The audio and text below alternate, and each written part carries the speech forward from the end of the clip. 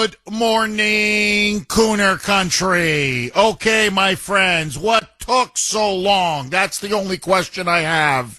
All right, finally, it's been a couple days now. The rumor mill has been swirling, and yesterday, finally, we got an answer to what the whole country's been asking.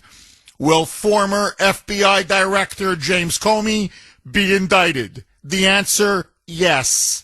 So, as you know, the media, beyond apoplectic, they're going beyond berserk. They're screaming authoritarianism, dictatorship, Hitler, Nazi. I mean, it's worse than before. Worse than before the assassination of Charlie Kirk. And they are losing their collective minds. And now engaged in, I'm talking frightening, violent, incendiary rhetoric against Trump, because now the deep state is about to be exposed and unmasked in a way it never thought was possible. James Comey yesterday was officially indicted by a federal grand jury. This is in Eastern Virginia, the District of Eastern Virginia, on 2 counts. One, according to the indictment, James Comey, on September 30th, 2020, in front of the Senate Judiciary Committee, under oath, congressional testimony in front of Congress, he lied. He made false statements to Congress, and on top of making false statements to Congress, he also obstructed the official congressional proceeding in order to try to cover up his role in the infamous Russiagate scandal. And so, according to the indictment, it's a 2-page indictment. On September 30th, 2020, Senator Ted Cruz told Comey that in prior congressional testimony, he repeatedly claimed, under oath, that he never, ever leaked information or authorized anyone underneath him, whether it be his deputy director, Andrew McCabe, or the FBI general counsel, was James Baker, that these allies of his who admitted to leaking information illegally to the New York Times, to the Wall Street Journal, both of these men, both McCabe and James Baker, said that they were specifically told, instructed, and authorized by Comey to do so. Comey in the past, under oath, said he never did anything like that. He never leaked. He never told anyone to leak. Cruz then asked him point blank, somebody here is lying. Either McCabe is lying, either James Baker is lying, or you, sir, are lying. According now to the transcript, Comey then said, I stand by my previous testimony. I never authorized or knew about anyone leaking information to the media or to any outside organization. Now, that is a lie. That is a lie. He lied under oath. This is naked black and white perjury. We don't just have McCabe and James Baker's testimony.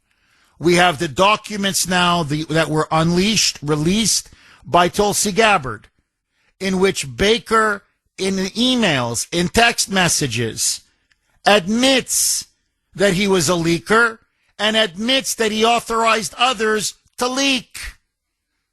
In particular, I don't want to get too lost with names, but one of the key names, if you can remember this from, 4, 5, 6 years ago, was his buddy, his close friend, Columbia University law professor Daniel Richman, who Comey admitted under oath previously. He said, no, I gave him a lot of sensitive stuff to leak against Trump after Trump fired him, if you remember, in May 2017 as the FBI director. And so Comey went on a vendetta tour. He was going to burn Trump to the ground. He was going to torch him. And that's when outrageous stuff about Russia, lie after lie after lie, was being leaked to the media. And the guy that was doing the leaking was Comey, and he did it through his friend Daniel Richman. So we know he's already leaked. We know he authorized people to leak. He lied under oath. They have him dead to rights. And was he obstructing the investigation? Of course. That's why the lie. Now, both counts combined are felonies. And he could get up to 5 to 10 years in prison if convicted. He probably will not get the maximum, but he's looking at a couple years in jail, his reputation ruined, and he will be a convicted felon. He has released a video message, which I'll play later. But basically now he's trying to pretend and portray himself. He's trying to pretend to be the leader of the resistance. Comey is now claiming that he's an innocent man and that this is the price when you stand up to Donald Trump, but that he's going to take this all the way to trial because as an innocent man, he has nothing to fear. Let him talk and talk and talk. The evidence will speak for itself. And my only concern, to be brutally honest with all of you at this point, is that it's now come out that the judge that will be presiding over the trial is a Joe Biden appointed judge. Not good. The trial will take place in Alexandria, Virginia, Northern Virginia. It is generally a Democratic liberal area. So the jury pool may have a lot more liberals or moonbats on it than I will be comfortable with. But if they follow the evidence, if they follow the law, if they follow the truth, James Comey is going behind bars. And he deserves to go behind bars. In fact, again, if I can be like in the confessional, to me, when I look at these indictments, I'm like, this is the lowest hanging fruit possible. Of all of the crimes that Comey committed, helping to frame Donald Trump as an agent of Russia, remember, he spearheaded, he led the Russia collusion investigation against Trump under orders from Clinton, from Hillary, under orders from their leader, Barack Hussein Obama, working with John Brennan, working with James Clapper. The man committed treason. The man engaged in an attempted coup to overthrow a duly elected president of the United States. He sought to frame an innocent man. Lying to Congress and obstruction of a congressional proceeding, to be honest, is the least of his crimes. It's the lowest of the low-hanging fruit. Now, I'm not complaining. Look, something is better than nothing. And they went after him on these two counts because the statute of limitations was going to expire on Tuesday, literally a couple days from today. And so it was basically on those counts, now or never. And so I'm happy they did it. I'm very happy they did it. But look, the conspiracy charges, that to me, the conspiracy case, that's the one that's much more important. Now, I'm praying that John Brennan will be next. Obama's former CIA director. That James Clapper will be next. That John Bolton will be next. That Andrew McCabe and Peter Strzok, that entire corrupt cabal will be next. And that ultimately, when these indictments are handed down and they're looking at the prospect of facing years and years behind bars, they will turn on the so-called big fish, on Hillary Clinton, on Joe Biden, on Obama, on those that really masterminded what they did to Trump, to the country, and frankly to the world, which was the greatest scandal in American history, the Russia collusion hoax, which paralyzed this country. It basically undercut Trump's entire first term, deliberately so, and it has divided us in a way that nothing has divided us since the Civil War. And all of these people need to pay a massive price and be held accountable for what they did. But let me just say this. Michael Flynn, former national security advisor under Trump, is grinning ear to ear. Because if you remember, FBI at the time, FBI Director Comey, is the one who went after Flynn. He's the one that criminally charged Flynn.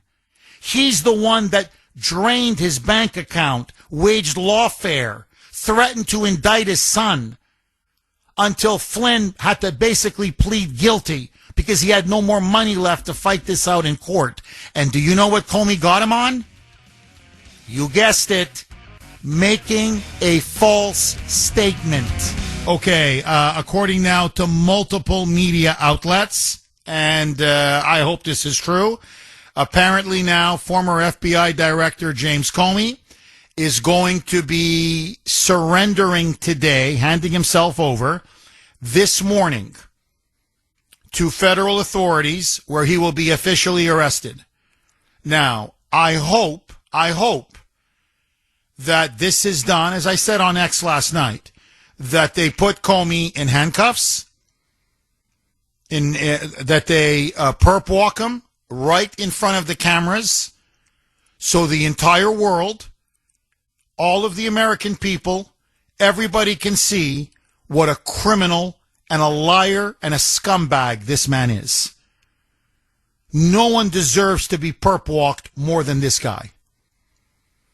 And as I said just before the break, what he did just to former National Security Advisor General Michael Flynn alone, where he knew he was innocent. In fact, on his book tour, to show you how diabolical and evil this man is, on his book tour, peddling his book, he thrilled audience. They were cheering, literally cheering, clapping, hooting and hollering when he said, I'll be honest with you, I shouldn't have done it. I shouldn't have pressed charges against him, but I took advantage of the fact that it was Trump's first term very early, and it was still not fully organized. And, Trump was distracted with other things, and the DOJ and others were distracted with other things. And so I sent my guys over, and I said, let's try to get him. And that's, if you remember, they asked him a question about Russian diplomats and had he ever met Russian diplomats at some embassy, which, by the way, was full of diplomats. There were like 30 or 40 or 50 diplomats from different countries all over the world. And Flynn was like, I can't quite recall. I know there was an event. I was there. Was a Russian I can't remember. Anyway, the two agents, to show you how corrupt Comey is, the two agents who he sent to interview Comey came back and wrote in their report that they didn't believe that Michael Flynn lied. They go, we don't believe he lied. We don't believe he made a false statement. He committed perjury. In fact, Michael Flynn was sandbagged. He wasn't even told get a lawyer. He wasn't even told this was a formal interview. And then Comey said, I don't care what the agents who interview him said. Obviously we sandbagged him. Obviously we ambushed him. I want to get this guy, and I'll do everything in my power to get him. And they used lawfare to bankrupt Michael Flynn. He basically lost his house. And they threatened to go after his son. Just plead guilty to anything, something, so we can make it seem like Russia collusion was real and that Russiagate is real. So we need scalps. We need people to start pleading guilty, even though we know they're innocent. He framed Michael Flynn. This scumbag, Comey, framed Michael Flynn. And he obviously tried to frame President Trump as an agent of the Kremlin and as an agent of Russia. So they got Flynn on making false statements. Well, now it's Comey who's in the dock. And now he's being charged with making false statements. As I said before, what goes around comes around, baby. Karma is a bee. Now, listen to Comey. Okay, listen to criminal Comey. Now he's playing the martyr. Right away, he ran to Instagram. Now he's not posting pictures with seashells 8647. Suddenly now he's not talking about, taking out Trump or assassinating Trump. No. He goes on Instagram. And now, I always knew this day was coming. Trump was going to come after me. I'm Nelson Mandela. I'm a hero of the resistance. Roll cut 2. And please try not to throw up your breakfast. Okay? Please try to keep your breakfast down. Roll cut 2. Mike. My family and I have known for years that there are costs to standing up to Donald Trump. But we couldn't imagine ourselves living any other way. We will not live on our knees, and you shouldn't either. Somebody that I love dearly recently said that fear is the tool of a tyrant, and she's right. But I'm not afraid, and I hope you're not either. I hope instead you are engaged, you are paying attention, and you will vote like your beloved country depends upon it, which it does. My heart is broken for the Department of Justice, but I have great confidence in the federal judicial system, and I'm innocent. So let's have a trial and keep the faith. Okay. You want a trial, baby? We'll give you a trial. You see, he's a narcissistic sociopath. That's what I told Grace last night. I go, if he had half a brain, if he wasn't so stupid and ultimately so arrogant and so full of hubris and so full of himself, he'd be looking to cut a deal right now. Because if he gets anything close to an impartial trial, anything close to an impartial jury, and anything approaching a fair trial, he's going to jail. They got him, as I said, dead to rights. They got him on perjury. They got him on obstruction. They can get him on a lot more. If I were him, I'd be copping a plea. If he's smart, I'd be saying, what do I got to say? What do you want me to tell you to keep myself out of jail?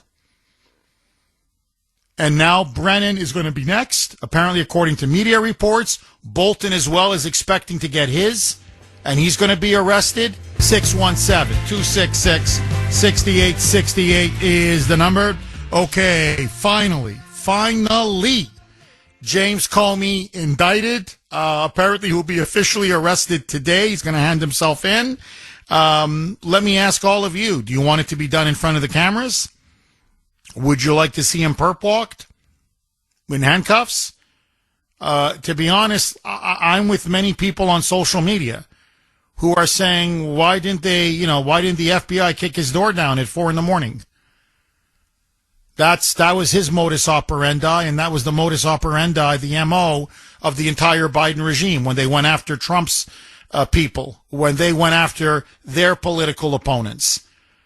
They came in with a battering ram, a SWAT team, FBI, hell, sometimes even tanks.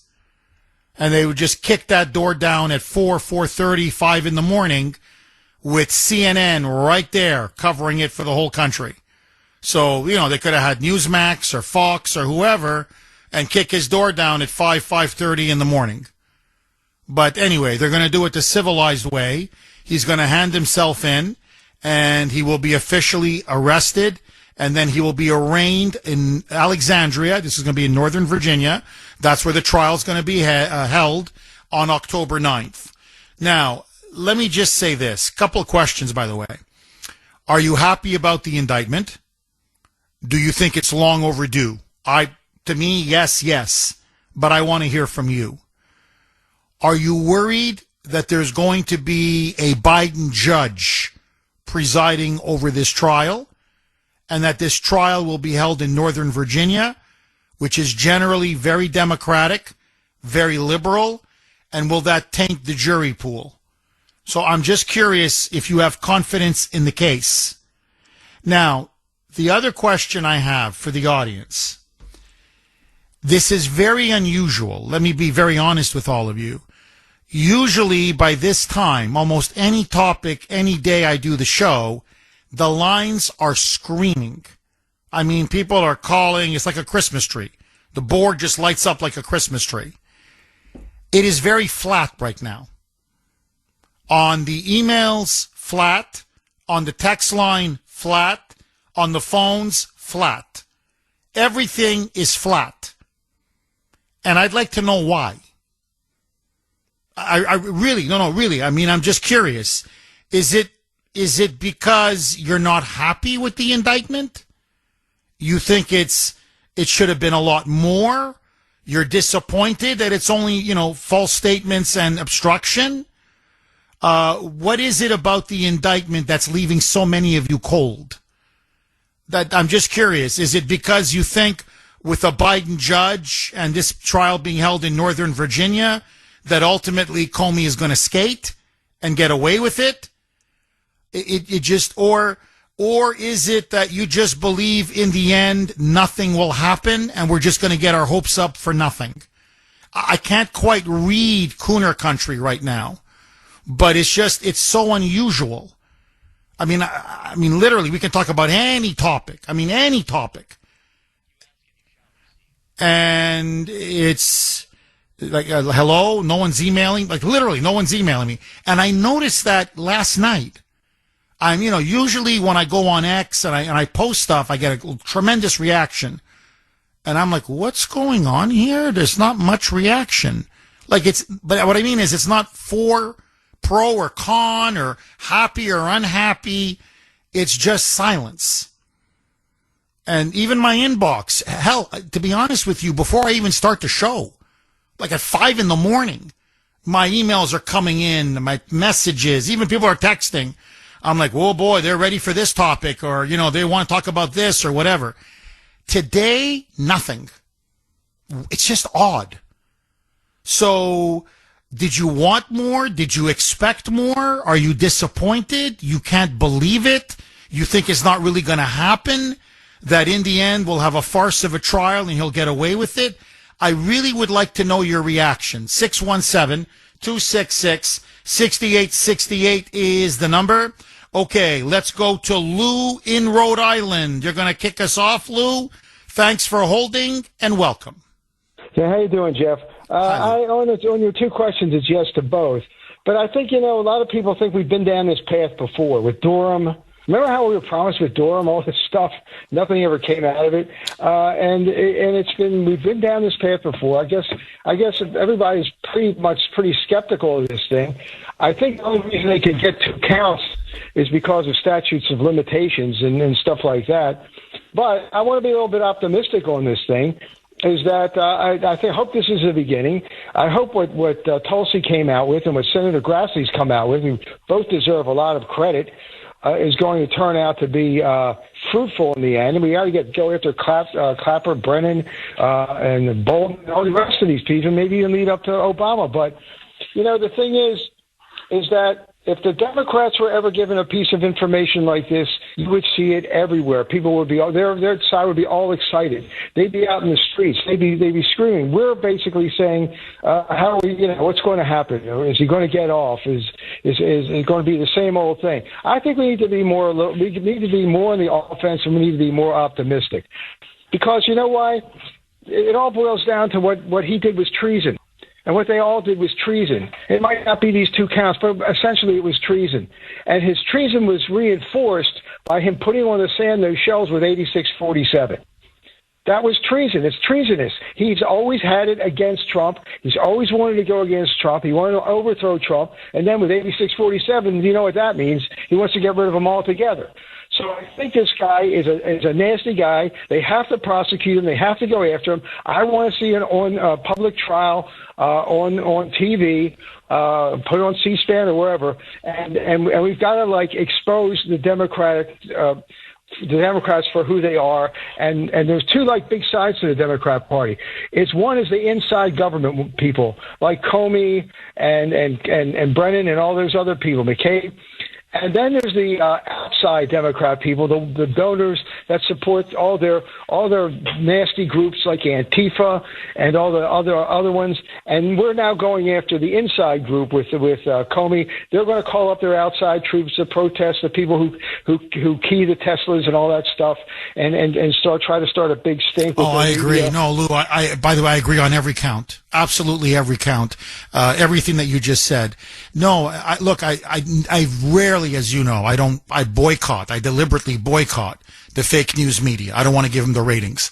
But last night, again, forgive me, Kuhner country, but I'm like, I've got to see the reaction. How are they taking this? And it was frightening. I'm telling you, really, it was frightening. They were yelling. They were screaming. I'm talking to the media now. They were spitting. I thought some of them, I said, no, this person's going to get a heart attack.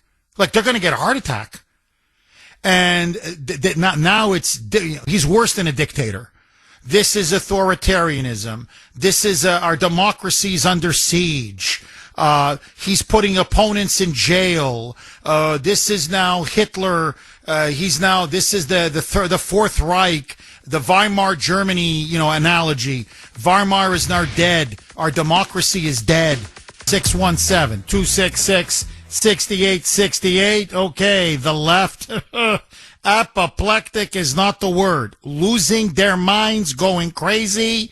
They're ready to burn the country down. Oh, man, are they going insane on the fake news media over the indictment yesterday of James Comey, former FBI director, on 2 counts, false statements to Congress, perjury essentially, and obstruction of justice, obstructing an official congressional proceeding. Okay, a lot of you are reacting to the Kuhner man, maybe 15 minutes ago, when I said, I've never, in I think 12 years on the air, seen the lines this flat. And the emails this flat, and the text line. And it's not that people are angry or happy, it's just complete indifference. And I'm like, I've never seen Kuhner country like this on anything, ever. And I'm like, why? In theory, didn't we want Comey indicted? I'm asking everybody. Weren't we complaining? Where are the indictments? How come these deep state criminals aren't being indicted? And then finally they start getting indicted, and everybody is just cold. Nobody is excited. Everybody is just, very cynical, very indifferent. That's just the only word that keeps coming to my mind. Anyway, Nancy messaged me on Messenger, and this is what I'm getting now from many of you. Jeff, the reason why people aren't excited about this is because we know that it's all crap. Nothing is going to happen. So, and by the way, there are many of you who are saying that now. There's finally emails are coming in and texts, and you're like, Jeff, we just don't believe he's going to be convicted. We just don't believe ultimately he's going to go to jail. We just think this is a dog and pony show. Do you believe it's a dog and pony show? Do you believe that in the end he's going to get off scot-free? That this is just more political theater? I want to hear from you. 617-266-6868 is the number. Okay, what do you make of the news now that apparently Brennan will be indicted over the next couple of days? Bolton as well. In other words, this is not just a one-off. It appears now that the Bondi now being told by Trump, I want arrests. I want these deep state criminals to be held accountable. Bondi is finally moving. Kash Patel is finally moving. The FBI is finally moving. We wanted this. We asked for it. We are starting to get it. But why are so many of you so cold? There's no other way to put it. You're just so I don't know. You just it's all flat. There's no emotion out there. 617-266-6868 is the number. Okay. Usually I say blazing phone lines because the lines are blazing, but let's go to a few of the phones that we have that people are calling in on. Tony in Fall River. Thanks for holding, Tony, and welcome.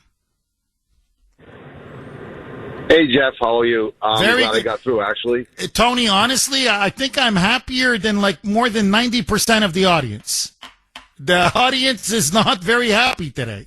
And honestly, I don't know why. But anyway, please go ahead, Tony. I'm actually amazed that the response you're getting is not on fire, to be honest. This is the biggest news, I think, that the Republicans could ever hear. This is the first crack in the wall for the Democrat machine to come down. It reminds me of Watergate, when that all started, and one crack after the next, then the whole thing came down, the whole presidency came down. So I think this is the first crack, and if they keep on picking at that wall, that's going to expose the entire Democrat deep state machine. I know it's far-fetched to think that would happen, but I think time will tell. Maybe as historians look back, this is going to expose Obama and Clinton and everything, the entire system that they had in place, including the media, including all their people that caused all the disruption in the society and everything else, and how they tried to turn the United States into what they're trying to get out of it now. But this is the first crack to expose their entire machine. What do you think? Oh, I agree. I completely agree. Look, let me, if you want to nitpick, I don't mean you. I'm talking people in the audience who maybe don't feel satisfied with this. I'd be like, okay, if you want to nitpick, I wanted them to go after him on treason, on conspiracy. There were so many other massive, much bigger charges. But apparently the FBI says, no, we're closing in on that as well. But we had to go for the perjury and obstruction of justice because the statute of limitation was running out. It was literally on Tuesday, a couple days from today. You have 5 years. And so it was September 30th, 2020, when Comey clearly lied under oath. He lied under oath to Ted Cruz in that hearing where he again doubled and tripled down saying, no, I never leaked, which is a lie. I never authorized anyone to leak. That's a lie. I mean, it's a lie. And he kept lying again and again and again. So they're like, look, we're going to get him on this. I mean, we got him, and that was obstruction of a congressional proceeding. So they got him. Now, the only thing, Tony, and I don't know if you agree or disagree with me on this. By the way, I think Comey will lead to Brennan. Brennan will lead to Clapper. I think you're going to start. You're right. This is going to, I like the Watergate analogy. It's going to be crack and then another crack and then another crack. And before you know it, the wall starts crumbling. So I agree with you. I think this is the beginning now of Trump's promise to truly drain the swamp.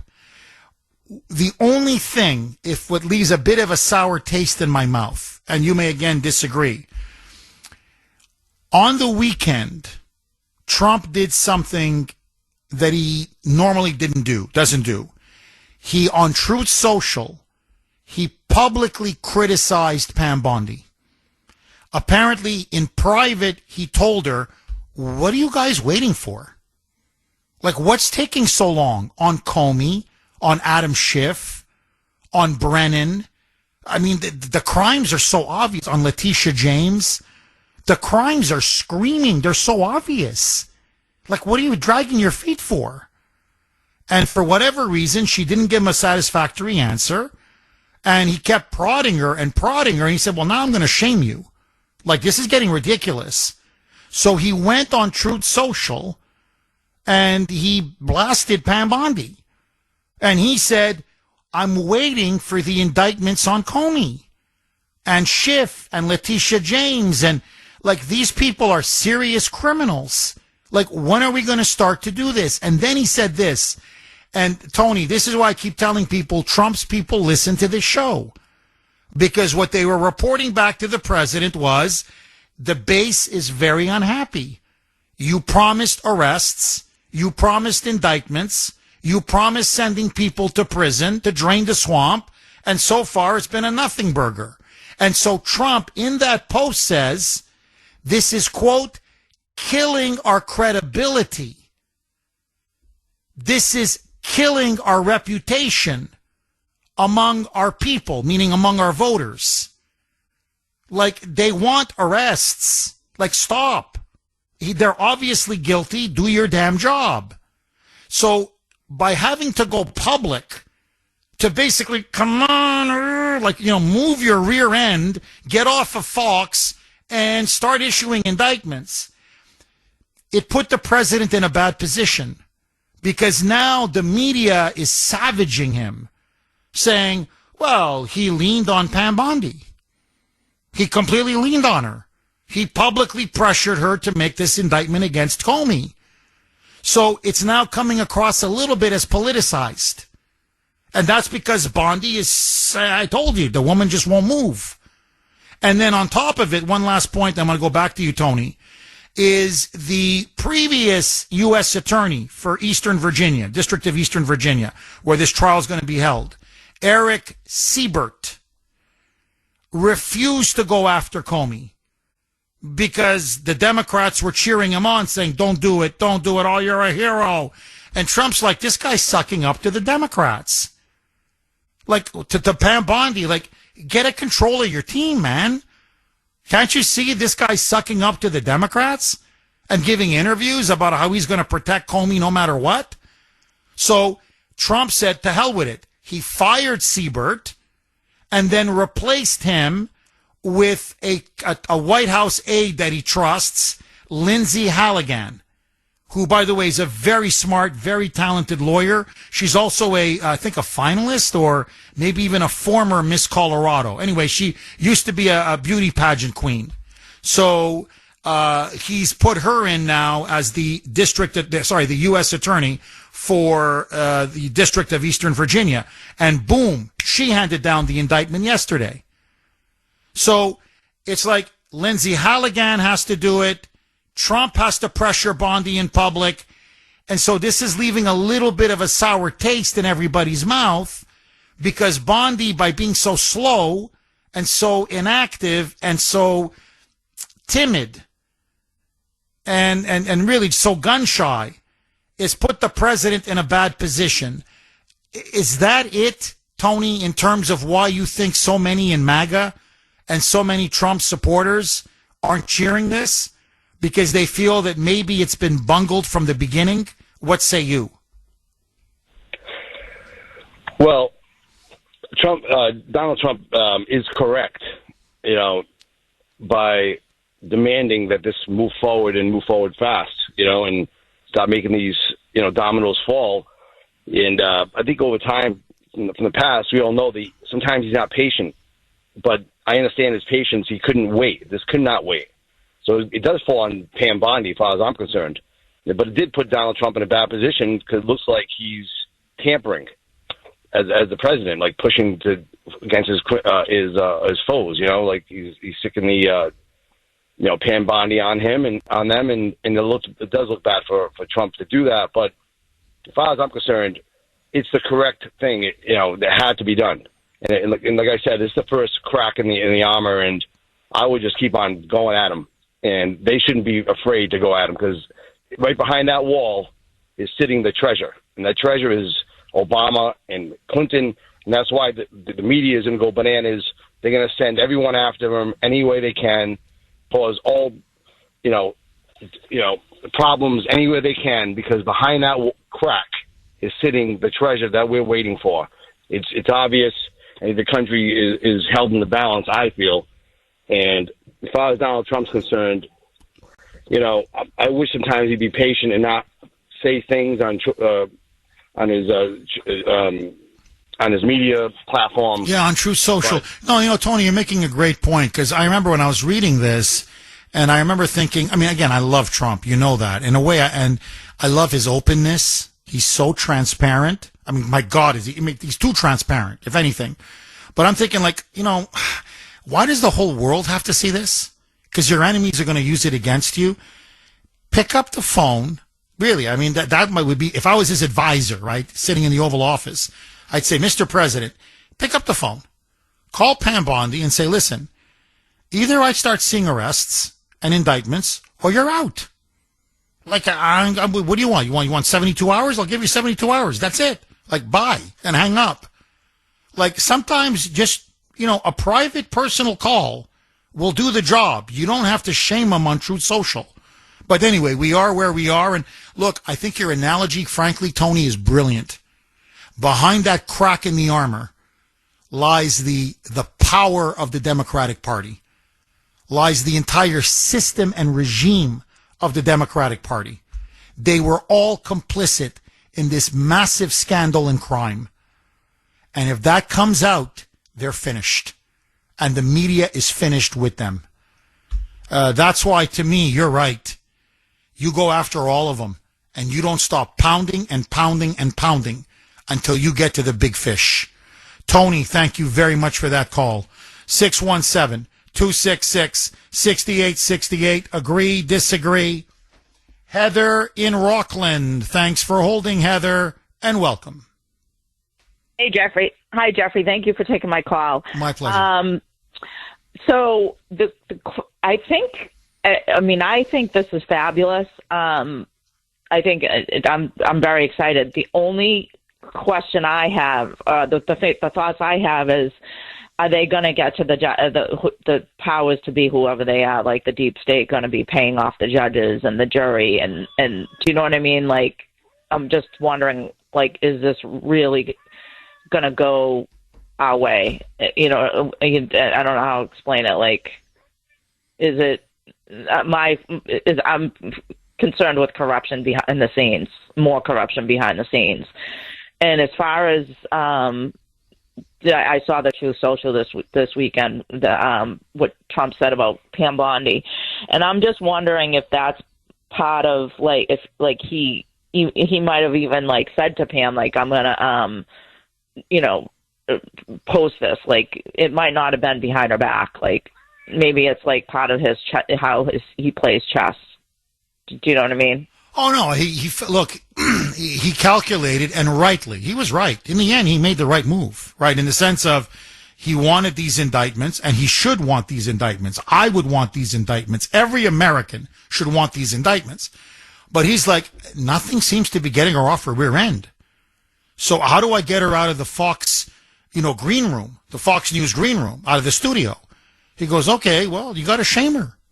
Like, that's the only thing that's going to work with her, publicly shame her.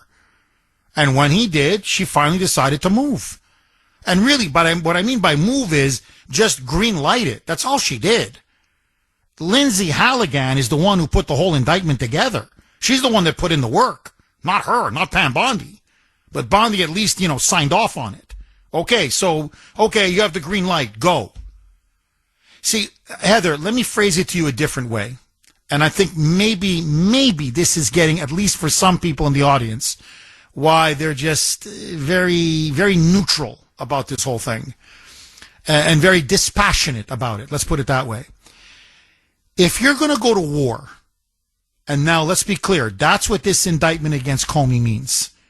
I mean, this is war. You have to see the reaction on the other side. They're losing their minds. They're really losing their minds. Like, I mean, you think they hated Trump before. They're going for his throat now. I mean, you can't ratchet up the rhetoric anymore. You can't. You can't. Out of 0 to 10, it's 11. So he's going to war, and that's fine. He feels he's justified, and I agree with him. But, in The Godfather, I'll never forget this, where they say, I need a wartime consigliere. I need a top advisor, a right hand that is ready and able to go to war. A peacetime consigliere is different than a wartime consigliere. Is Pam Bondi a wartime consigliere? If you were going to go to war, Heather, against your political enemies, would you want Pam Bondi by your side riding shotgun? Seriously.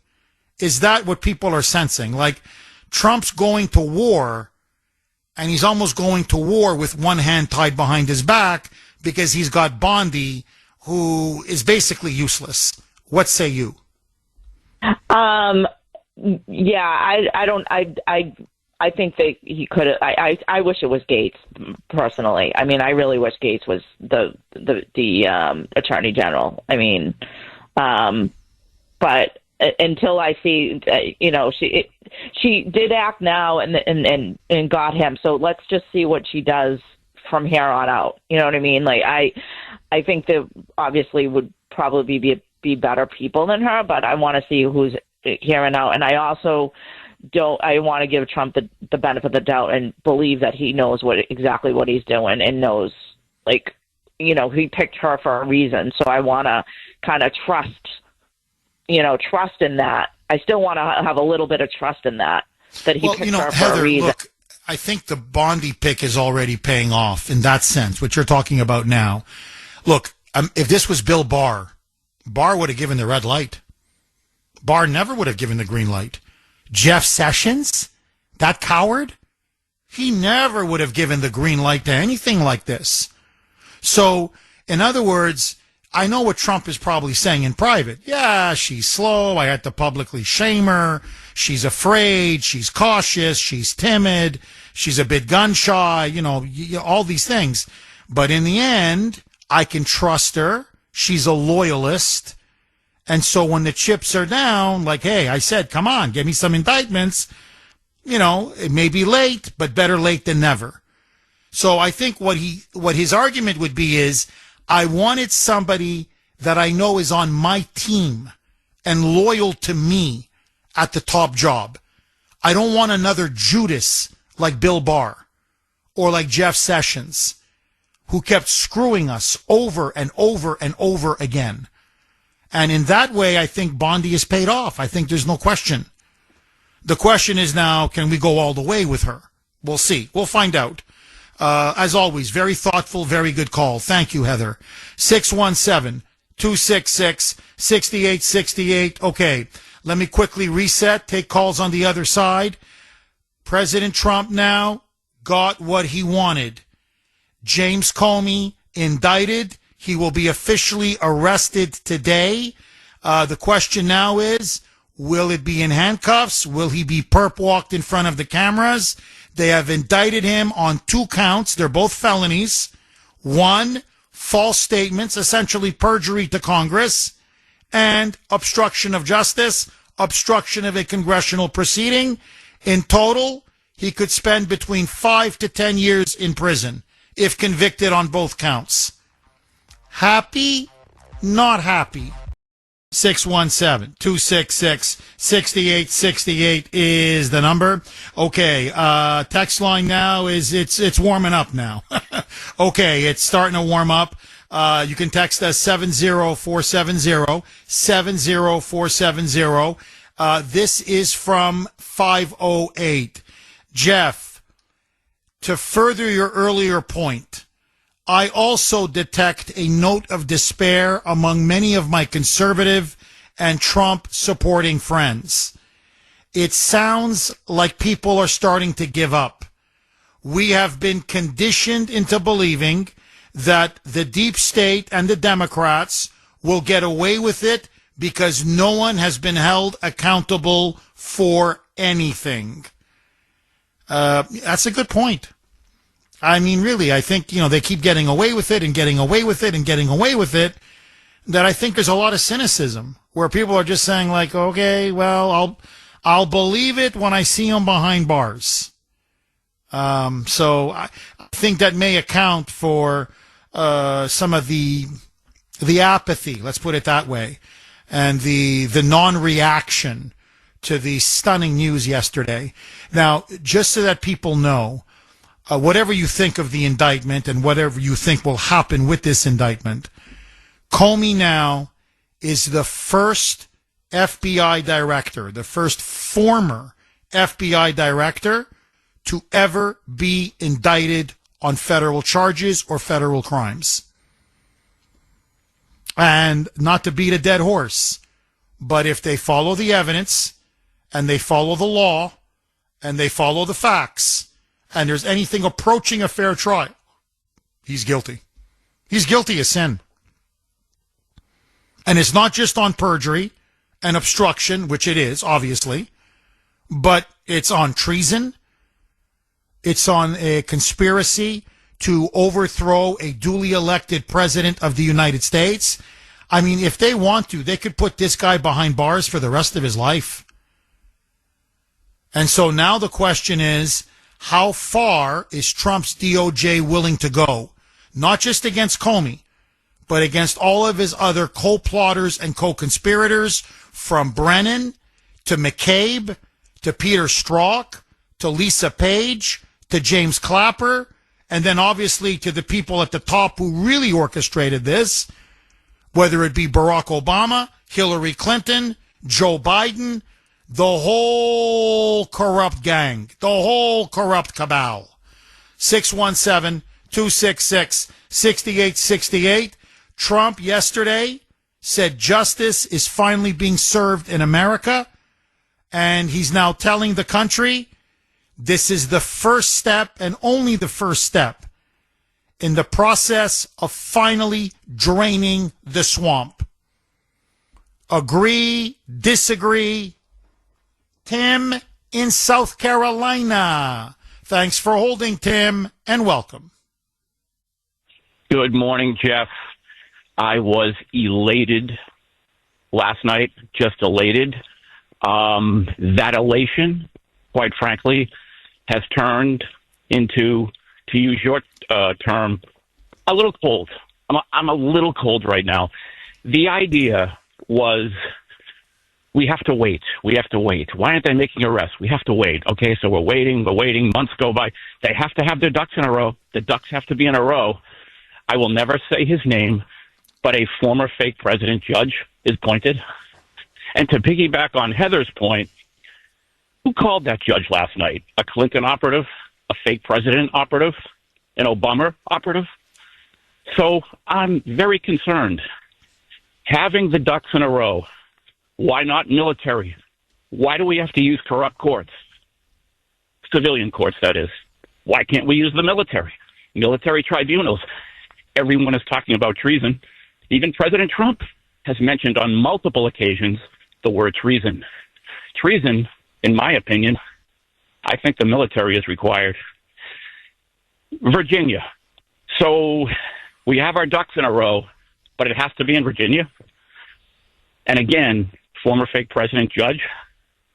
My understanding was that this would possibly take place in Florida. And what happens to the rest of the gang here? Right, the Brennans, the Clappers. Are they getting the same thing? Are they getting Obama judges? Former fake president judges?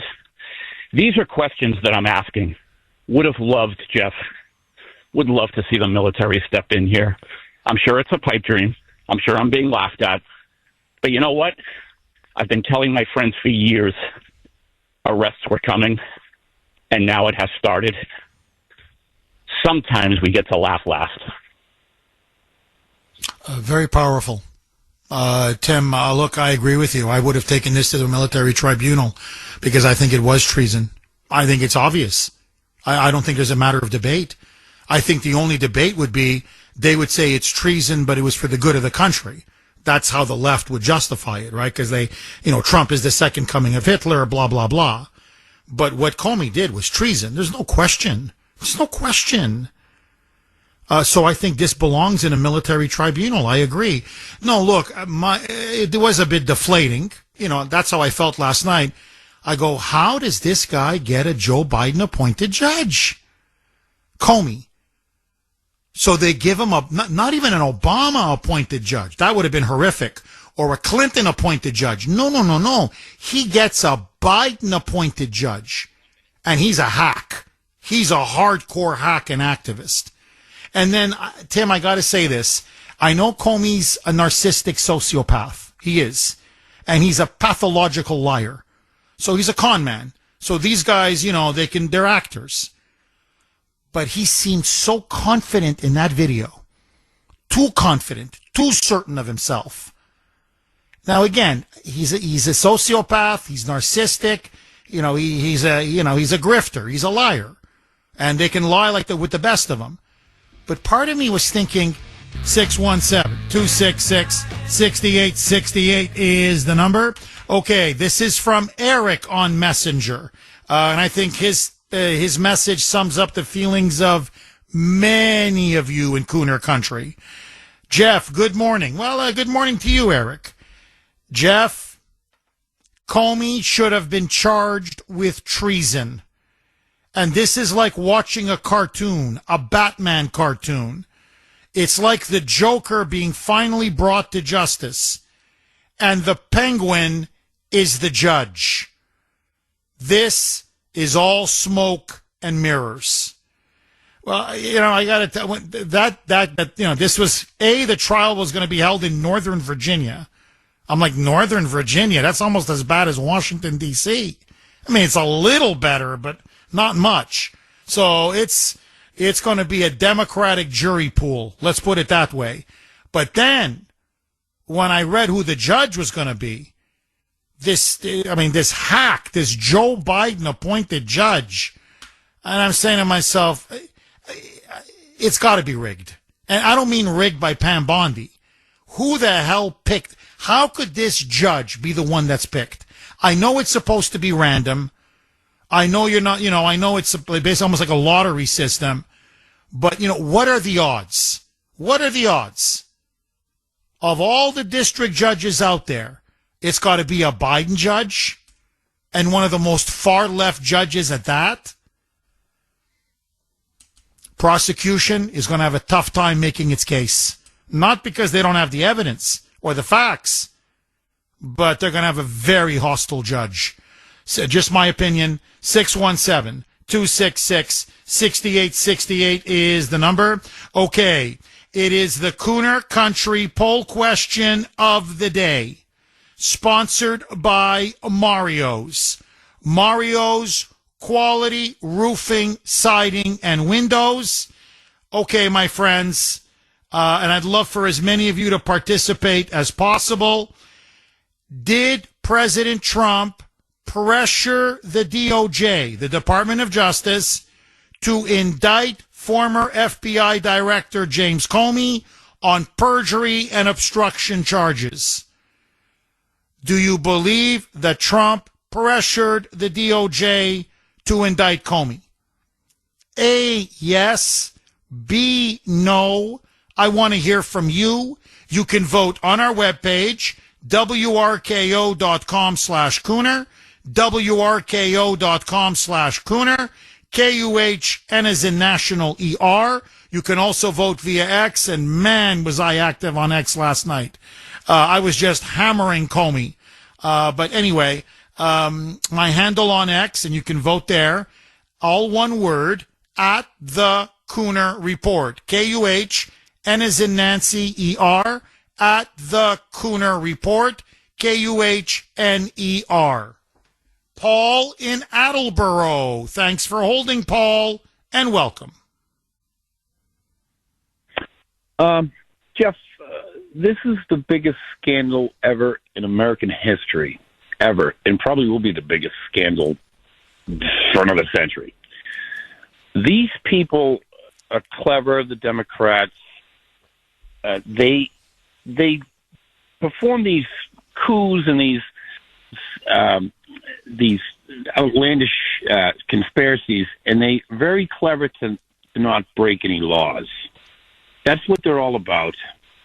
And we're all worried about, can we get a conviction? Can we get a jail sentence? Can we get this, that? And they don't care about that. I mean, I'd love to have it. It should be. They should get a jail sentence. But what they do is they just want to sway public opinion. They throw it out there and just throw it out there and expose even it's fake. Here we have a chance to do the same thing, but with real evidence and real impropriety. And that's my goal. I mean, would I like to see James Comey in prison? Yes, he deserves to be. I'd like to see Rod Rosenstein, that little worm. I'd like to find out what rock he's hiding under, because I believe he was one of the kingpins in this whole thing. Staying behind, looking over Bill Barr's shoulder the whole time. Anybody that knew that this was going on and didn't stop it, Jeff, If you didn't stop it, you're guilty. Now, is that a jail sentence? Maybe not. But if you knew about this and you knew it was fake and false, you should be brought before the public, and it should be the court of public opinion. And that's what I'm after, Jeff. I want the whole world, and I'm telling the Trump administration, they need to launch a campaign, press conference after press conference after press conference. Don't worry about swaying the jury. Even put the conviction, on just forget about the conviction. Just show the American people who these people are, what they've done. They may not have broken any laws or anything that's going to get any real jail time, but man, is that really what we're after, though? I want to see this thing exposed instead of swept under the rug, or people, I know people are demoralized, nobody's been held accountable, but man, we need to keep going, and Trump needs to keep going. Everybody and anybody that signed off on this ridiculous coup that they tried to launch against a duly elected president, this is the worst thing that's ever happened. And I don't care how many people and how many frivolous charges they can't get a conviction on, or how many judges or left-wing judges. Just expose it. Bring it out to the public. Let everybody, and I mean everybody, especially that little agree. Paul, I agree. No, I think you really put your finger on it. Look, I want them in jail like you, obviously, because these were some of the worst crimes committed. This is the greatest scandal in American history, and I agree with you. Are probably going to be for a long time to come. And these people were key players, and they should go to jail. Honestly, they should go to jail for the rest of their lives. And in a different age, many of them would get the firing squad. They would. That was the penalty for treason, or whatever, hanging or whatever. Right? In other words, capital punishment. So I think there's no question. But the bigger issue is, I want the American people to know the truth, to be told the whole truth, nothing but the truth, and the full story. And the full story, in a nutshell, was that President Trump in 2016, and when he was then candidate Trump, was framed. He was deliberately framed as an agent of Russia, that he colluded with the Kremlin and Putin to steal the election from Hillary Clinton. And that was a monstrous lie. And it was a lie that began with Hillary, that was then picked up and then spread across the bureaucracy, the FBI, the CIA, the Department of Justice, by Obama, by Joe Biden, by Brennan, by Clapper, by Comey, in order to overthrow Trump from power after he won the election. In other words, to undo an election, to overthrow a duly elected president of the United States. And you're right about Rod Rosenstein. That scumbag is the one that appointed Robert Mueller. And the Mueller investigation, as everybody knows, special counsel, hung over the Trump presidency for 2 years. They effectively paralyzed Trump's first term.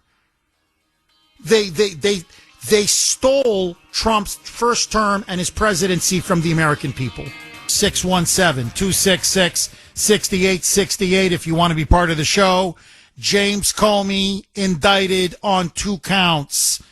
And the left, apparently now MSNBC, is calling for the entire staff at the Department of Justice to rebel, to just walk out, quit, resign, or openly rebel. I don't know what they want. What, overthrow Pam Bondi? What do you want to do? Hold her hostage? They're now saying this should lead to a full rebellion within the FBI, within the DOJ, if Comey is officially charged and arrested, as he is likely to be today. In fact, probably this morning. I've never seen the media go this crazy. I know they've been crazy in the past against Trump, but the rhetoric now, since the arrest of Comey, it is off the charts. Hitler, Nazism, fascism, authoritarianism, democracy is now over. Political opponents are being jailed. It is time for an uprising. They're inciting violence. I'm telling you right now, they're openly inciting violence, and they're inciting violence against Trump in particular. To say they're going berserk is an understatement. And so my question to you now, are you in support of this indictment? Good thing, bad thing? And will Comey finally be put behind bars? Will he finally get the comeuppance that he deserves? 617-266-6868. Hillary in New Hampshire. Thanks for holding, Hillary, and welcome. Hi, Jeff. Hi, Hillary. You know what MK Ultra is, don't you? You've heard of it? Yes. Okay.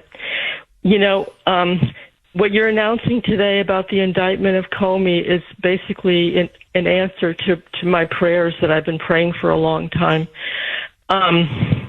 There's the modern extension of MK Ultra it's kind of like the same thing, but it's being done with remote technology because of the hearings that were held, by the Church Committee and other congressional hearings. I think in the 60s, where the Congress told the CIA, you got to stop doing that. So they didn't want to stop, so they continued by finding a way to do it remotely with high tech. And what it's called now is the Targeted Individual Program. And I was somehow inducted into that. How, I don't know, but I was. And anyway, boy, I'm losing my train of thought. Okay. Well, no, Hillary, look, I hear where you're coming from. Look, we have been systematically brainwashed and propagandized by the deep state, the CIA obviously playing a leading role, but it's also the NSA, the FBI, the DOJ, the DIA. It goes on, all of these agencies. And we have been lied to. We have been conditioned. They've been attempting to brainwash us. And one of the brainwashing or propaganda techniques that they've been using is to demoralize us, to condition us, into thinking and into believing these people are never going to go to jail. They can commit crimes with impunity and nothing will ever happen to them. And you, the peasants out there, you have to just accept that. So be cynical, be apathetic, don't expect much, and eventually just accept it. And that's, by the way, that's what they did in communist regimes, and that's what they did in fascist regimes, and that's what the CIA has been doing to other populations in other countries, and now they've just turned it here on us. And their biggest weapon of propaganda is the media. I keep saying this over and over again. These are not journalists. Hell, they're not even Democrat. They are Democrat activists, but it's even worse than that. They really are deep state propagandists.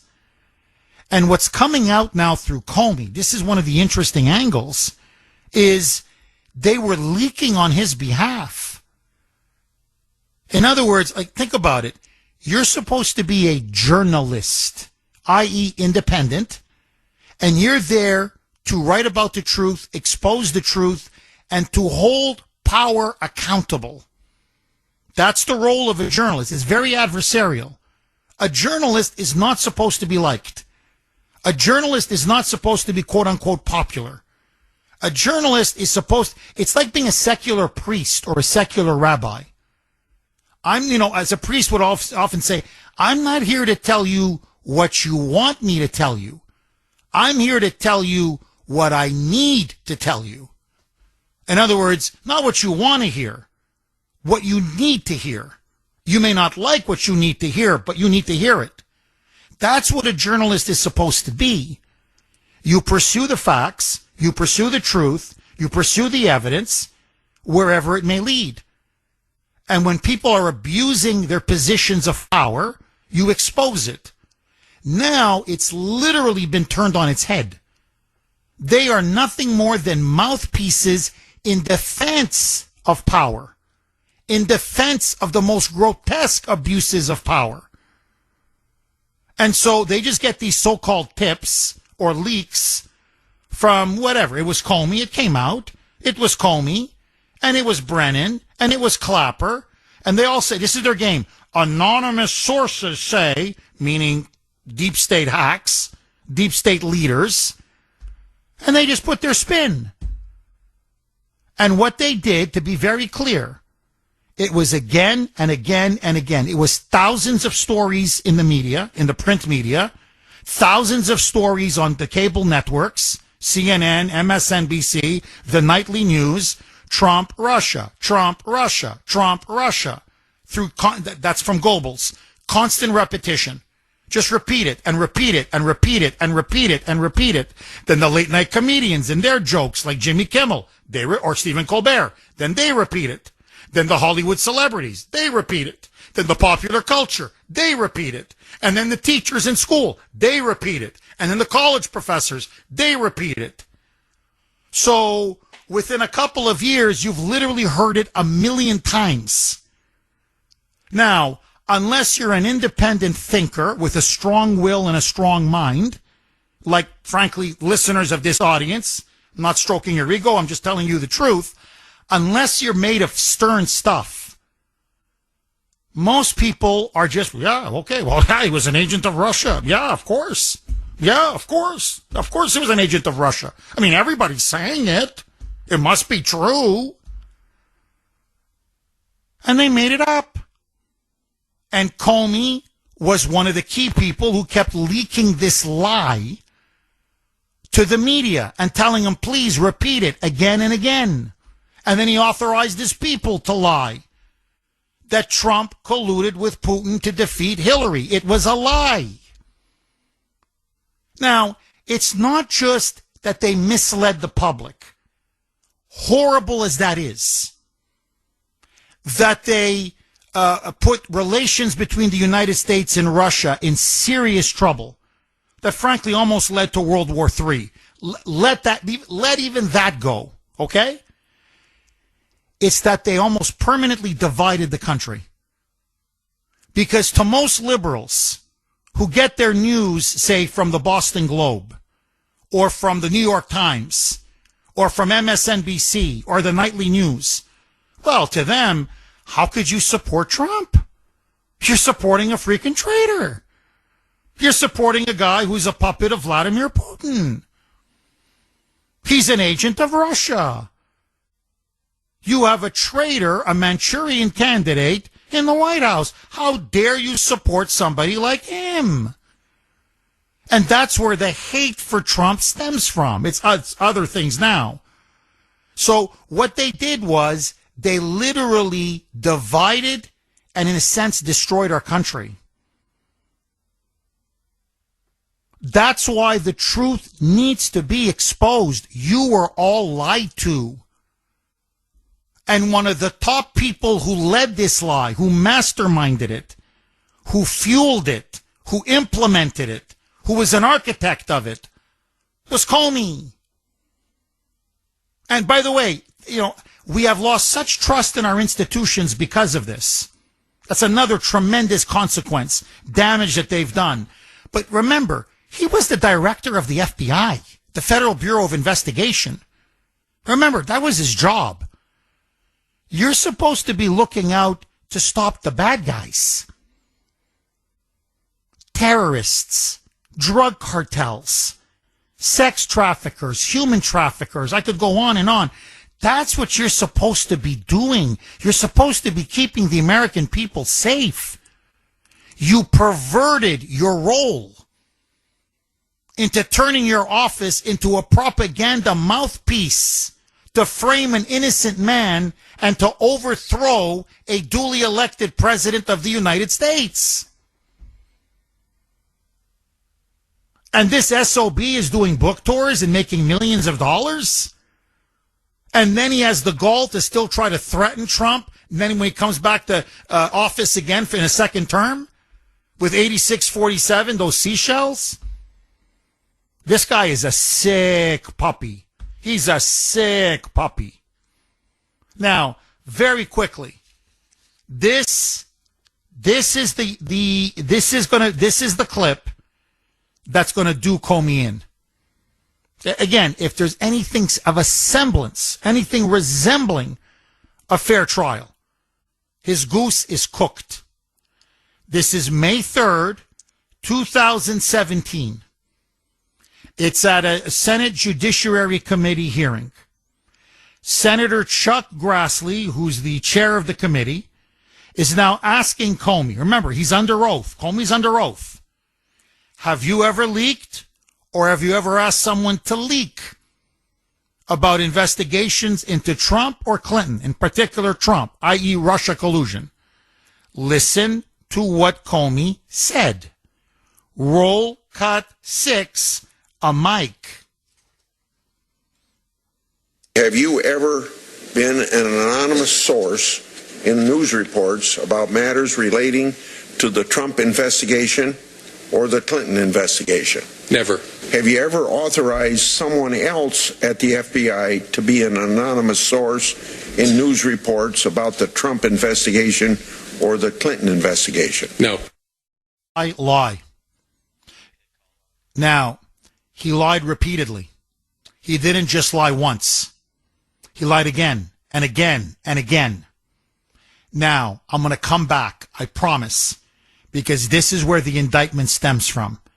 And that's why I'm telling you, Comey, if it's any kind of a trial that's worth its salt, Comey's going down.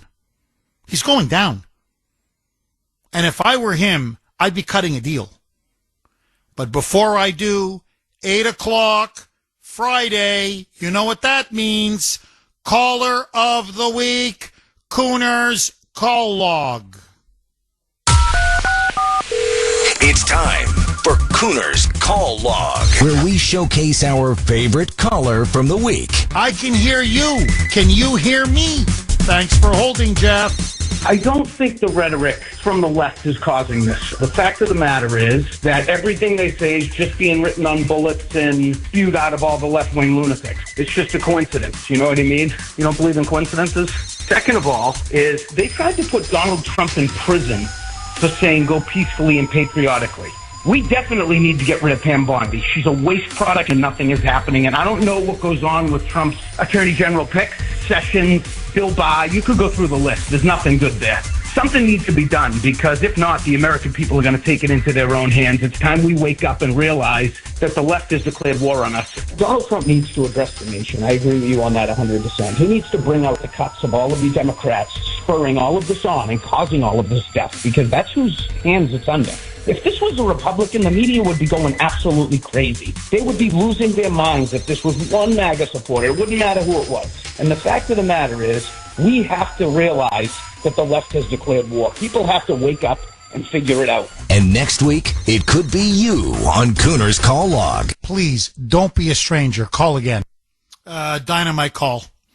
Dynamite callers.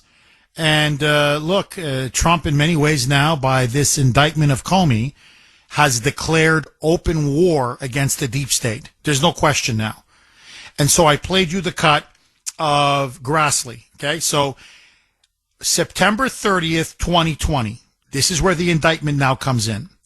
The indictment specifically says, on that day, Comey now is in front again of the Senate Judiciary Committee. This time, it's Senator Ted Cruz that asks him the question. Now, if Comey wasn't such an arrogant SOB, if he wasn't so full of himself, he would have, there's many ways to say this. I can't recall. My memory is failing me. I'm not quite sure. I got to get back to you on that. No, I'm not sure. My memory is not what it used to be, Senator. No, he didn't do that because he's playing to the cameras, because he's playing to the woke anti-Trump leftists, to the resistance, because now he's thinking book deal, money. So now he's got to be Mr. Tough Guy. So Cruz says, what the cut I just played to you, in 2017, Senator Grassley asked you, were you a leaker, or did you ever authorize anyone else to leak? And then Cruz says, the problem is, we got your deputy, Andrew McCabe, who testified to us under oath, and by the way, in written responses as well, repeatedly says, you authorized him to leak. You told him to leak. And we've got the FBI counsel, James Baker, same thing. He told us under oath and then wrote written answers under oath saying you authorized, in fact, you instructed him, you ordered him to leak. So Cruz says somebody's lying. Either McCabe and Baker are lying or you're lying. And that idiot Comey, he should have said, my memory, I'm not so sure. I got to look at my notes, blah, blah, blah. No. He says, I didn't lie. He says, I stand by my original testimony completely. And then Cruz pushes him. So you never authorized anyone to leak? No. You never leaked? No. He perjured himself in 2017. He perjured himself again, and he kept perjuring himself. Here's now the difference. This is why he's going down. DNI Tulsi Gabbard, when she released that tranche of documents, all of those documents, what she released was not just the roles of all these people involved in Russiagate and framing Trump and privately admitting they knew they were lying. But guess what? Emails, text exchanges between Comey and McCabe, Comey and Baker, Comey and his buddy who was a professor at Columbia at the time, Daniel Richman. And he's telling them, leak, leak, leak. In other words, they've got the smoking gun documents because of Tulsi Gabbard. There's no getting out of this. They got him in email after email, text message after text message. So he leaked himself. There's no question. And he definitely ordered and authorized other people to leak. Buddy, you lied. You lied under oath. It's an open and shut case. That's why, if I were him, buddy, cut a deal. Cut a deal. If you don't want to go to prison, cut a deal and start singing like a canary. We'll see. We'll see. Now, what I'm also thinking is going on is that they're putting this in front of Comey and they're saying, look, buddy, if you don't want to go to prison, i.e. leverage, you didn't do this on your own. You wouldn't go out on a limb and tell someone to leak, which is illegal, by the way, in the FBI. It's illegal. You wouldn't be doing this unless someone ordered you to. There was a systematic campaign to bring down Donald Trump. You weren't the architect. We know that. You were following orders. You were just the henchman. So who told you to leak? Who told you to go after Trump and frame him as an agent of Russia? And that, my friends, takes you to Hillary Clinton, takes you to Joe Biden, Joey, and it takes you to the dear leader. 617-266-6868 is the number. Okay. Comey indicted. Good move, bad move. Jeff Kuhner, liberalism's worst nightmare, baby. It is now breaking. You can see now the dam is about to just bust wide open. FBI bombshell. Nearly 300 FBI agents, to be exact. It has now been exposed. It's now been revealed. 274 FBI agents were sent to the Capitol on January 6th. 274. Almost all of them, quote unquote, undercover. And not only were they undercover, but many of them later, now their complaints are now going to come out and they're going to be made public. Many of them later complained that they were being used by the Department of Justice and by the FBI as quote unquote political pawns against Donald Trump. the FBI and the federal government was involved in January 6th, and they helped to create and incite what happened on J6. And the FBI, the deep state, they've been lying to us now for years. Remember, Chris Wray, that POS, to me, is almost as bad as Comey. Okay, then that FBI director, he went to Congress and under oath lied repeatedly, kept denying it all the time. I had no idea. What, FBI agents were undercover? What, posing as Trump supporters? What, calling for people to storm the Capitol? What, calling for Mike Pence to be hanged? What? No. That wasn't my FBI. That wasn't us. You're a liar. You're a liar. Look, I'm telling you right now, it's almost as if every conspiracy theory turns out to be true. So now we have definitive proof. This is beyond an argument. We have the FBI's own internal files now that are being exposed, unmasked, that are being now revealed. 274 FBI agents were sent in undercover as Trump supporters to incite trouble and violence on that day. Many of them James Comey loyalists. All under the full knowledge of Christopher Wray, who also obstructed justice, lied under oath, committed perjury when asked repeatedly in hearing after hearing, were there FBI undercover agents? No. Did you know about it? No. Nothing. Not to my knowledge. Nothing. I knew nothing. I knew nothing. I saw nothing. I hear nothing. It's like Sergeant Schultz. It's all now coming out. 617-266-6868. Lines are loaded. Mark in Lowell. Thanks for holding, Mark, and welcome. Hi, Jeff. Hi.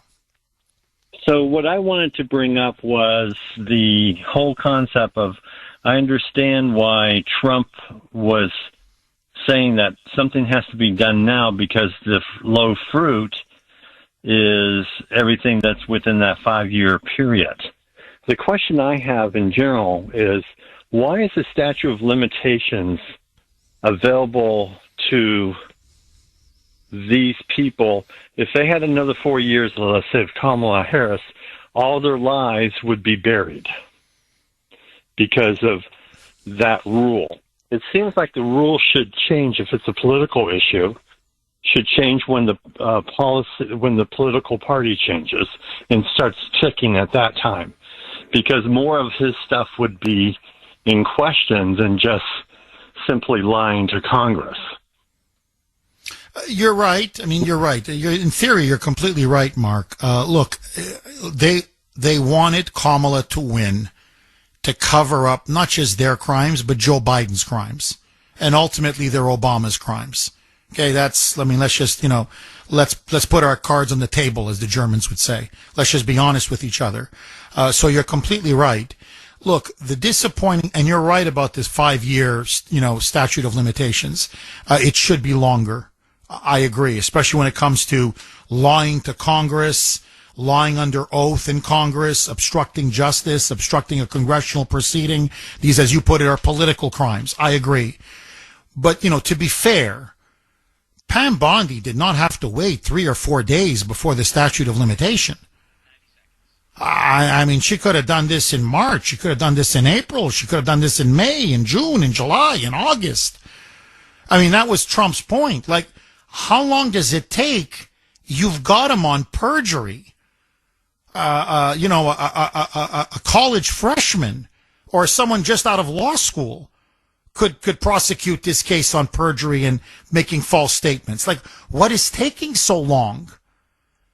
And no, I'll tell you what's taking so long. Pam Bondi doesn't like to be attacked and vilified. She doesn't. She likes to be liked. She likes to be in the media. She doesn't like to have the New York Times or the Washington Post go after her, or CNN or MSNBC. So she was deliberately dragging her heels. And Trump is like, look, the clock is ticking. It's either now or never.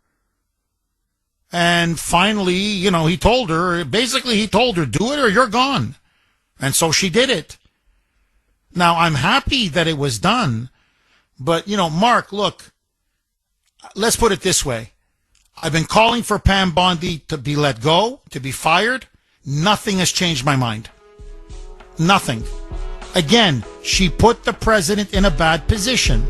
617-266-6868 is the number. Okay, let me ask you. James Comey has now been indicted on 2 counts, false statements to Congress and obstructing a congressional proceeding, essentially obstruction of justice. He now will face up to 5 to 10 years in prison if found guilty on both counts. A, do you support the indictment? Do you think Comey should go to jail? And is this the beginning of the end of the deep state? Is the dam about to break? Or, like many of you, are you very cynical and think this will be a huge, big, fat, nothing burger? 617-266-6868. Dan in Plymouth. Thanks for holding, Dan, and welcome. Hey, Jeff, do you think Comey's defense is going to be, I had a false memory? Because we know how well that worked out for the late disgraced ex-boss. What I want to get the answer to is, what did Comey and the FBI know, and when did they know it? Because if you listen, for 4 years, the narrative was Trump colluded with Russia. Now you hear the Democrat Party through the conglomerate media say Russia tried to influence the election. Those don't line up. The accusation, the original accusation, was that Trump colluded with Russia. And so I want to get the answer to what did they know, when did they know it, and who knew it? Did Bob Mueller know it? Did Adam Schiff know it? Right? Did Obama know it? Did Biden know it? And what did they know, and when did they know it? I'm not holding my breath for a conviction. I just want Comey to go down in history as the liar that we all know he is. Well, Dan, you're brilliant, absolutely brilliant.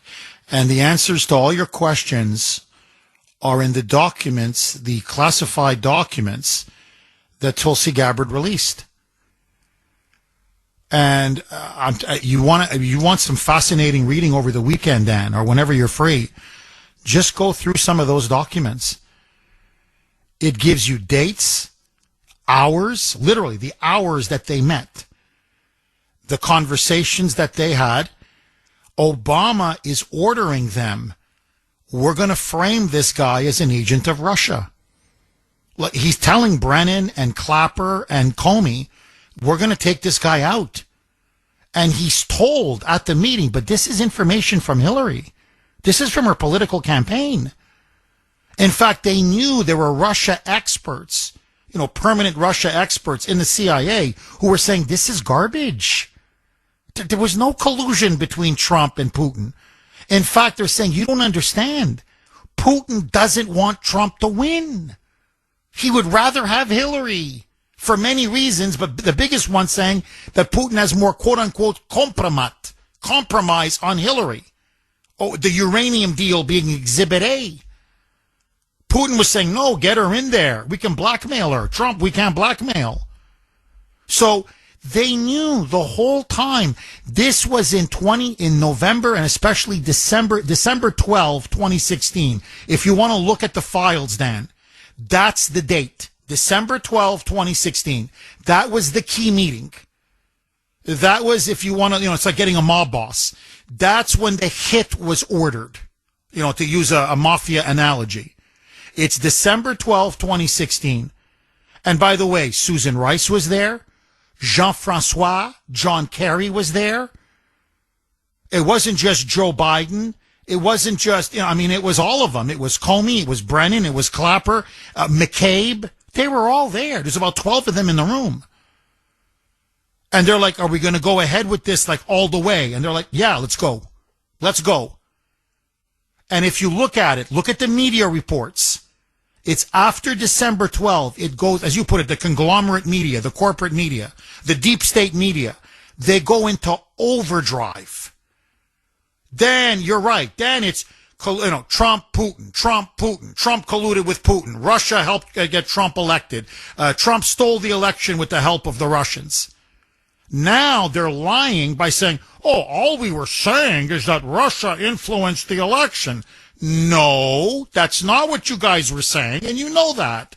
And by the way, what was the big influence? And you know what the big influence was? I swear to you, $500,000 in Facebook ads. By the way, in states that were, like for example, Texas, that Trump was going to win no matter what. So some of these Russian bots and Russian trolls were putting out some Facebook ads, and these were like, Russian hackers or online people, and they spent about $500,000 in all. And all of it went to states that were completely inconsequential in the sense that either Trump had won them or Hillary was going to win them. Not even one of them was a swing state. But we're looking at $500,000 in Facebook ads in a campaign that spent billions of dollars. So $500,000 is literally it's peanuts. You laugh at 500, and that kind of a presidential campaign, you laugh at $500,000. So the whole argument they're making is absurd. It's laughable. No, they lied. They know that they lied. They know that we know that they lied. And now they don't want to be held accountable. And that's why you want to talk about circling the wagons.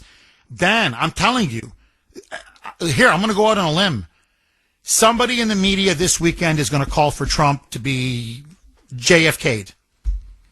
They're going to openly call for it. I'm telling you. I was watching this last night and I'm like,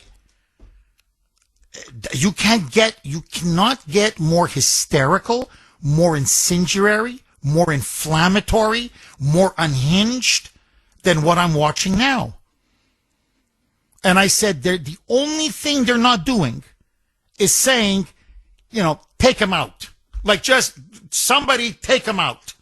This time, finish it. Unlike Butler or Florida, this time, finish it. Pull a Charlie Kirk on this guy. And it's inevitable now. It's gonna happen. And the reason, you just nailed it.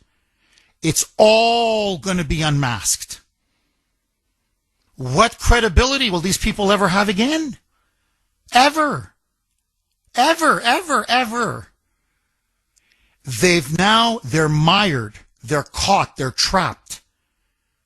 And they're implicated in the biggest scandal in American history. And I'm sorry, I gotta say this. The only guy, in fact, there were three people, 2 guys and 1 gal. The only 3 people that have the balls to go to war and expose these criminals for who and what they are in the deep state. Donald J. Trump, the president, Vice President J.D. Vance, who's been fending off people in the administration saying, I'm backing Trump 1,000% on this, and Tulsi Gabbard. You want to talk about individuals changing history? Individuals can change history. Dan, final word to you, my friend. Well, first of all, let's put $500,000 in perspective. That was Kamala Harris's campaign's burn rate for every 60 seconds. Literally a drop in an ocean. But in all seriousness, I think the best we can hope for is that James Comey and his cohorts get the O.J. Simpson treatment, and that is they are uninvited in polite society. And if we can get that, then that to me... Dan, I love you like a brother from another mother. 617-266-6868 is the number. Ellie in Worcester. Thanks for holding, Ellie, and welcome. Hey, buddy. Hi, Ellie. How are you? How you doing? Zelensky wants to say something. Jeff, I love you in non-sexual way. Jeff, I love you. Send money. Ellie, what do you make of Comey? He could be facing up to 10 years in prison. Well, what do I make of it? You know, he's looking pretty innocent. You know, he's got the innocent eyes. And what you've been talking about really the last hour or so is all in the 10 stages of genocide. And the 10th stage is denial. Government denies it has committed any crime. They're already denying stuff. And we're already in stage 8, beginning of murders. And the government broadcasts propaganda to turn the populace against a group, which is usually Christian Tea Party MAGA type people. That's stage 6. So been there, done that. So he's already denying. Everybody's already denying that they've done anything, you know, anything wrong. And that includes the past few years with arrests, and imprisonment of innocent people. I don't think that this is probably all about Trump. I mean, you have to think about what's been done to the citizens, too. You know, I think Trump is just in the way, but they did an awful lot of bad things to, doctors and pastors, throwing them in jail, old ladies, throwing them in shackles from head to foot. I mean, these are the people, Mike Lindell, Tim Allen, Roseanne Barr. These are the people who really should be being defended, because I know what happened to Trump was really, really bad, but he is representing the, freedom of speech people. Well, Ellie, look, Trump has said this repeatedly, and I think you're really onto something, where he says, look, I know they're after me, obviously. They tried to, 5 indictments? They've tried to assassinate me, bankrupt me, take me off the ballot, kill me, and then send me to jail again and again. But he said, honestly, he goes, I'm telling you, they're not really after me. They're after you, i.e. the American people.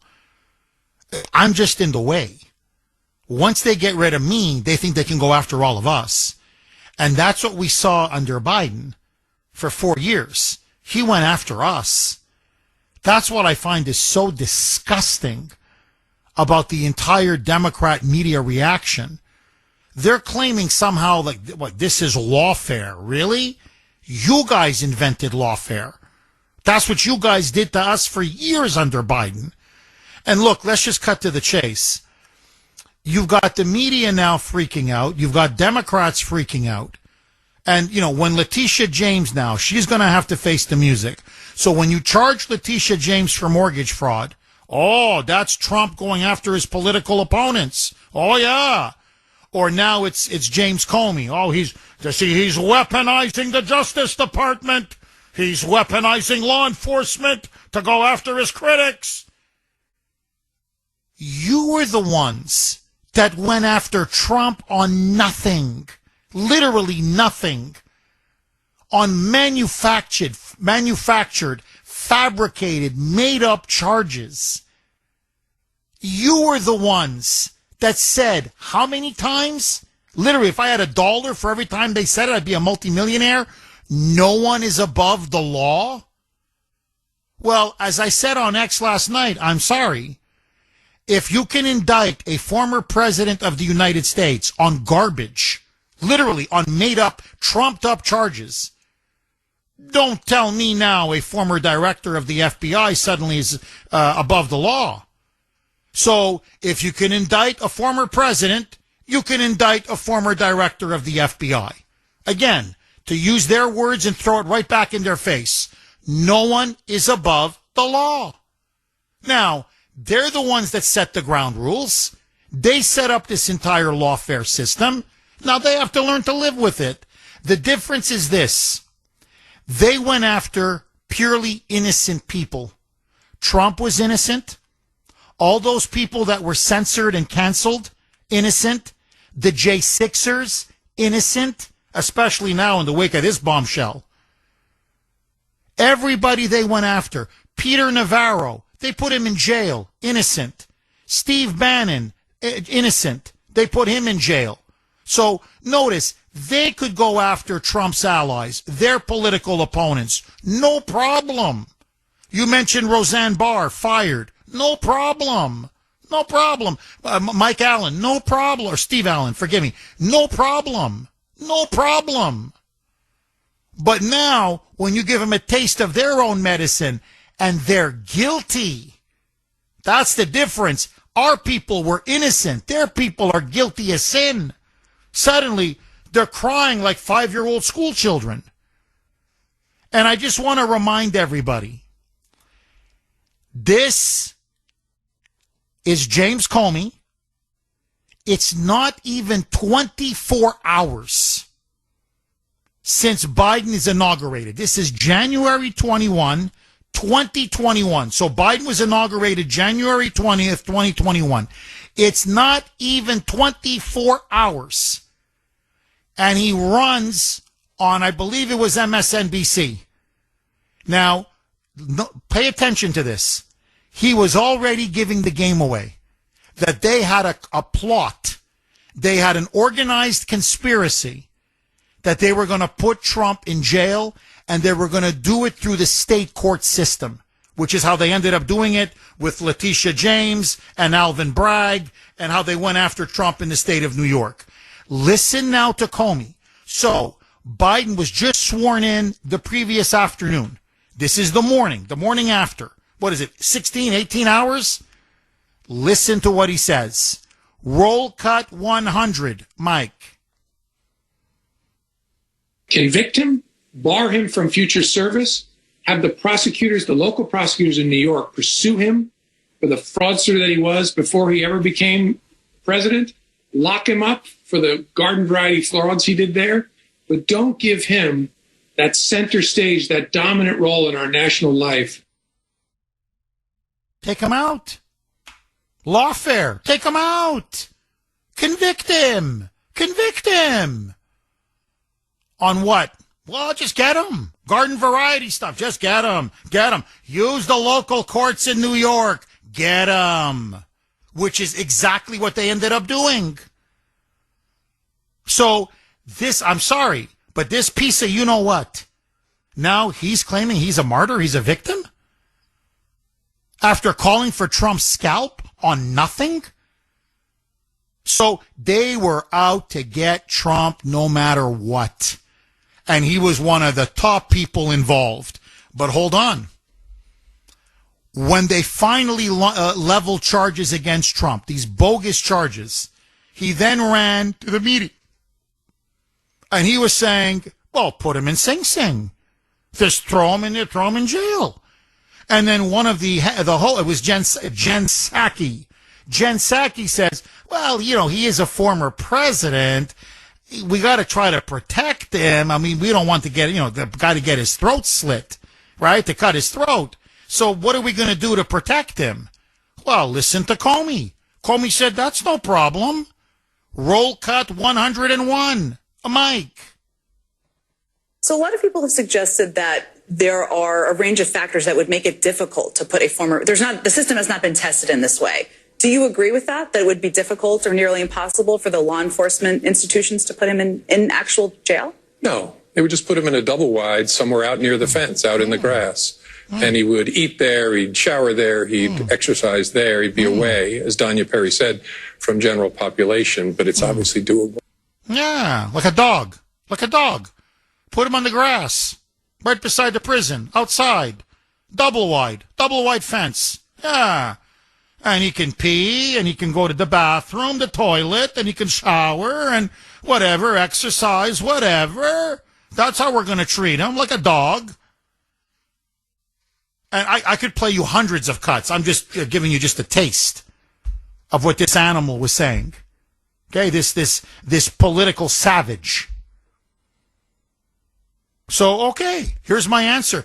Well, Jeff, he's a former FBI director. How are we going to guarantee his safety in prison?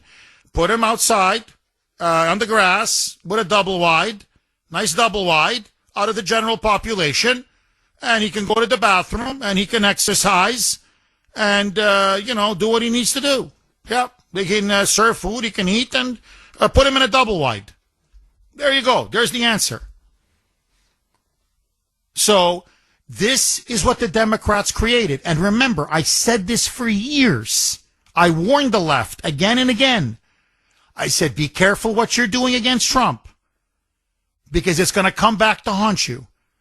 What's sauce for the goose is sauce for the gander. And I kept saying to them, because they're so unhinged, they're so deranged in their hatred for this man. I said, watch what you're doing. If you can put a former president of the United States in jail, in prison, for nothing, you don't think we can come after you? You don't think it's going to be used against you?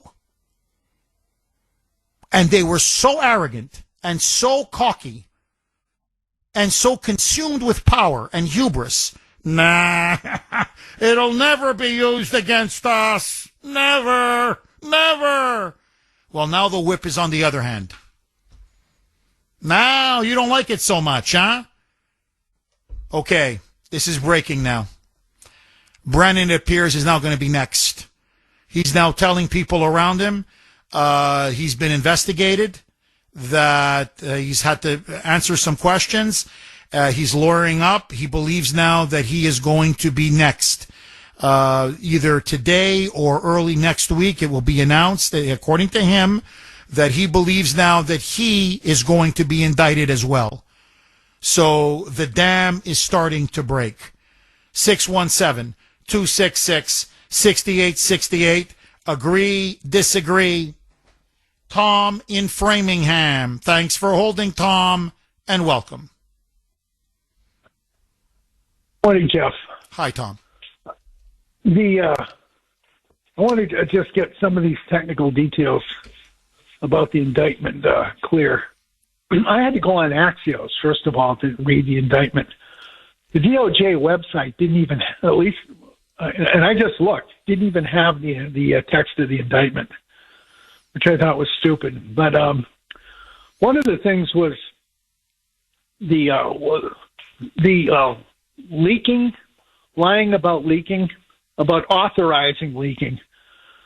That was a McCabe versus Comey thing.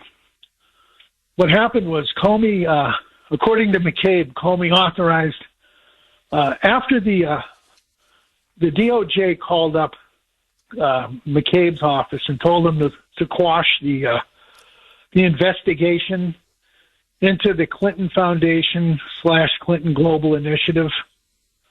According to McCabe, whether you can believe it, he was mad about that because it was going to make the FBI look bad. So he authorized two of his agents, one of them was Strzok, and I think Page was the other one, to go to the Wall Street Journal and leak that they were ordered to kill that investigation by the DOJ. And according to McCabe, Comey authorized McCabe to authorize this leak. And that's what I think this was about. We're talking about the December 30th, 2020 hearings. This is one of the things that they were trying to pit Comey and McCabe against each other. And McCabe insisted that he was authorized to leak, and Comey got on and said, I didn't know such thing. But they, this is during those Lindsey Graham hearings. I don't know if you remember them in 2020, which really were ineffective. They were lousy hearings. They were the ones where Rod Rosenstein got up and started spitting in everyone's face, basically. The other thing is the Daniel Richmond leak. If that is one of the, I mean, you can't tell by the indictment exactly what leak they're talking about. which was really pitiful. When I read it, was a 2-page indictment. So if the Daniel Richmond leak was involved, the Daniel Richmond leak was Comey had a meeting with Trump, a one-on-one meeting with Trump. He immediately went into his car, to his laptop, and started to cry type to his gay friend, Daniel Richmond, about what went on during the meeting. And I don't know if you remember, Trump at the time intimated that he was taping that conversation with Comey. And Comey started to back off on some of the claims he was making that Trump said during the meeting. But so I don't know. I don't know if Andrew McCabe is going to be your chief witness in this case against Comey, the lying about leaking case.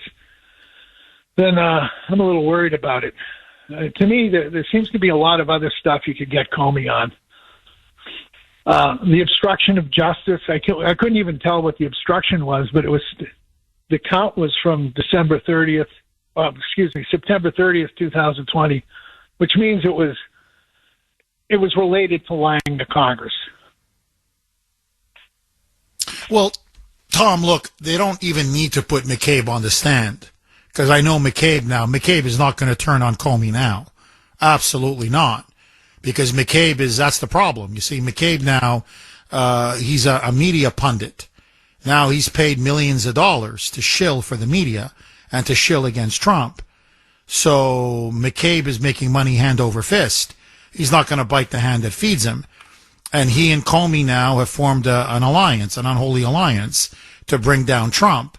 So there's no way McCabe is going to, rat his friend out. But they have his testimony under oath. And they also have his written responses under oath. So all they have to do is bring in his prior testimony. And that's it. It's game, set, and match. Look, Tom, to be honest, they could get Comey on perjury on so many things. It's like shooting fish in a barrel. So to me, the question is not the case. It's not whether Comey is guilty. He's clearly guilty. He lied in that hearing. He lied when he testified to Chuck Grassley. I played the cut earlier in in May of 2017. He lied then. So look, every time he opens his mouth, he lies. That's Comey. And he perjured himself. This was under oath. And yes, he was clearly obstructing a congressional proceeding. They were not able to get at the truth because this guy was lying to them. I think there's no question. The only question now is the judge going to allow this evidence in? Because it's a Biden-appointed judge. Or is he going to rig the trial? And can you trust the jury in Northern Virginia? Because I'm telling you, Northern Virginia is a Democrat stronghold. Now, it's not as bad as Washington, D.C., but it's almost as bad as Washington, D.C. So I think that's the problem that they have. On the other hand, and you got, Jonathan Turley, you got many other legal experts saying the problem, you see, look, usually you don't go for a perjury charge or a false statement charge is because usually people are smart. When they give statements, it's vague. It can be interpreted several ways. You have a little bit of wiggle room, or you do the whole, my memory is failing me. Or I just can't quite remember, or I think so. It's my memory's playing tricks on me. So that's really hard to make that stick. He was so certain in his answers. He was so deliberate in his answers. He was so black and white, so categorical in his answers. And look, to be candid, if you lie even once or twice, they usually don't go after you. But he kept lying again and again and again and again. They got him. They got him. I know the liberal media is trying to paint this as amateur hour, but no, they got him. The only question now is, are we going to have a serious, fair trial? That's the only question. 617-266-6868. Tom, thank you very much for that call. I really appreciate it. Okay, let me ask all of you. Do you think this is too low-hanging fruit? They want to go after low-hanging fruit.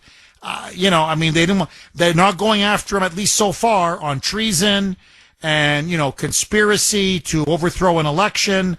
There are much more serious charges they could have gone after him on. They're going now for false statements to Congress and obstructing justice. It carries about a 5 to 10 year penalty if convicted on both counts. 617-266-6868. My answer, you got to start somewhere. Mike in Malden. Thanks for holding, Mike, and welcome. How you doing, Jeff? Good, very good. After last night, Mike, finally. You get my blood boiling every morning. I love your show.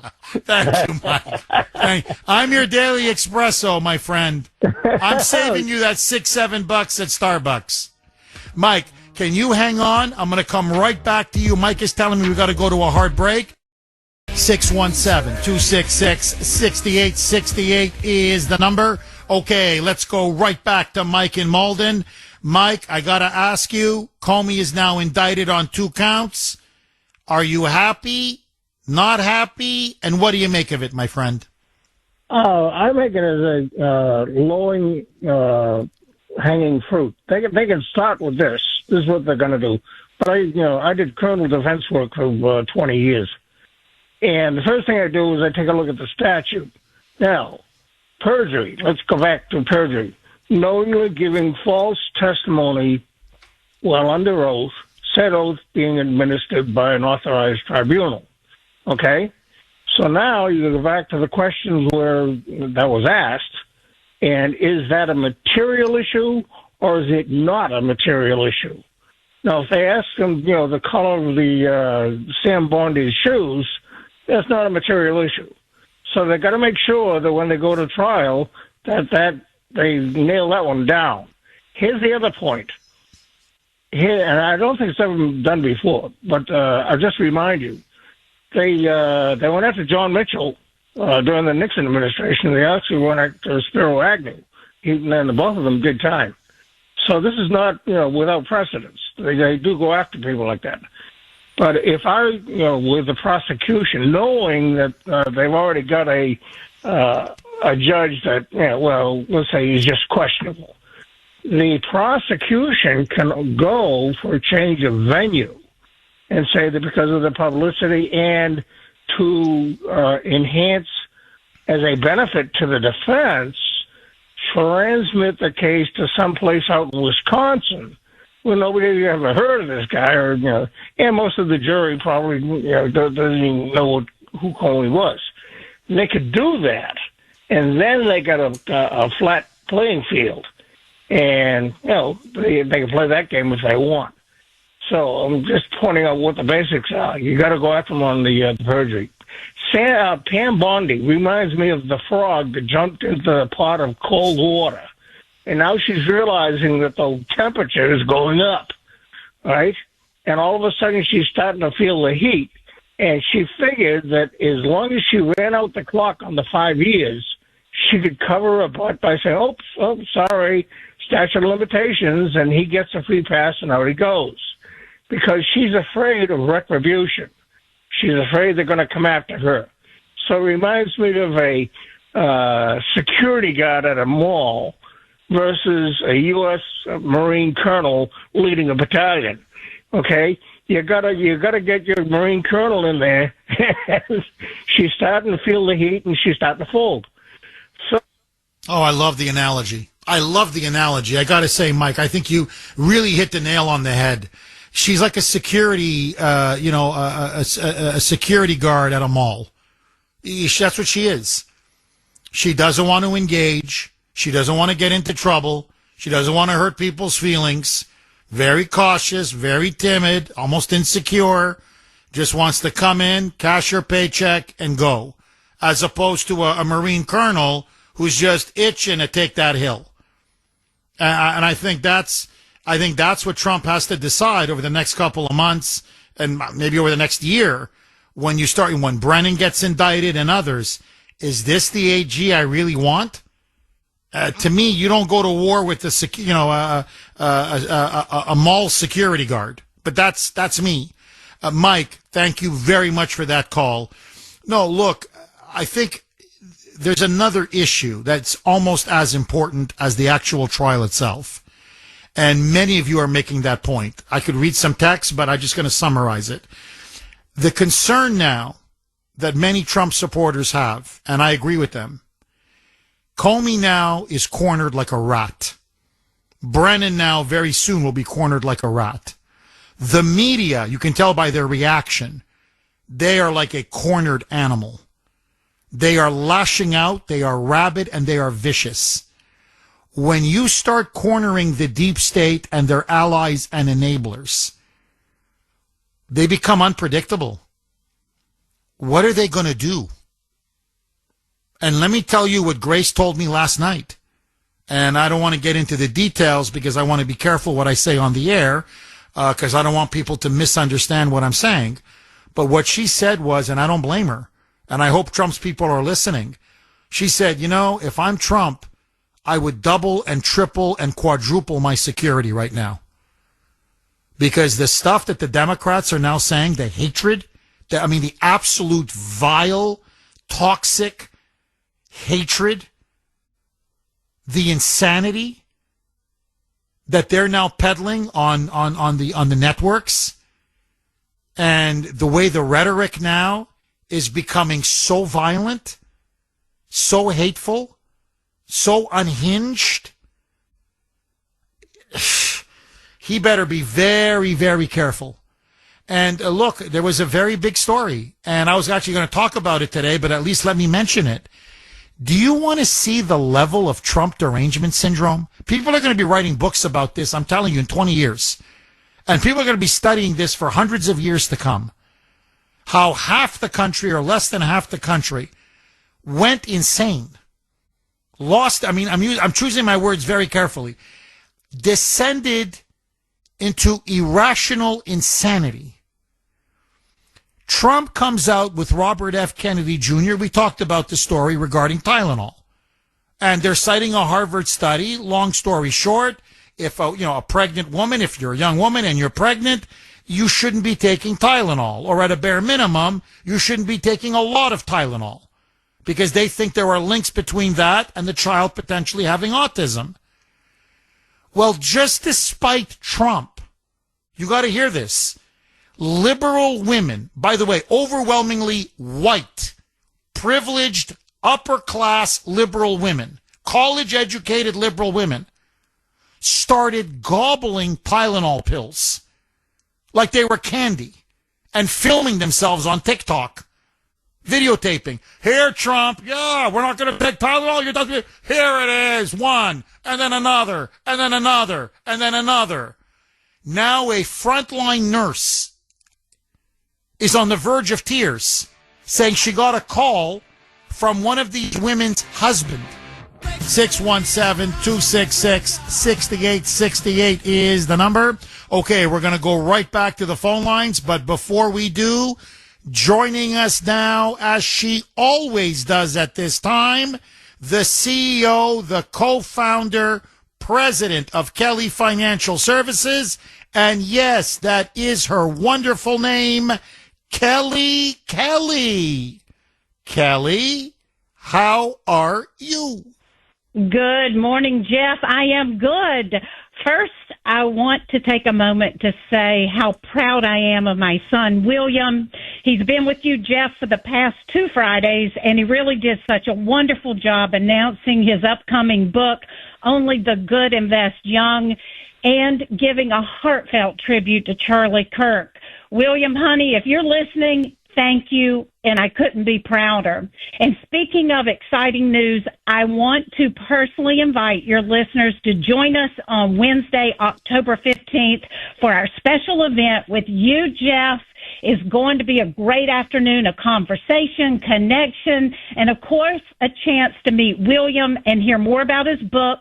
I will be there. Our Kelly Financial team will be there. If you'd like to register, give us a call or send us an email at kelly@kellyfinancial.org.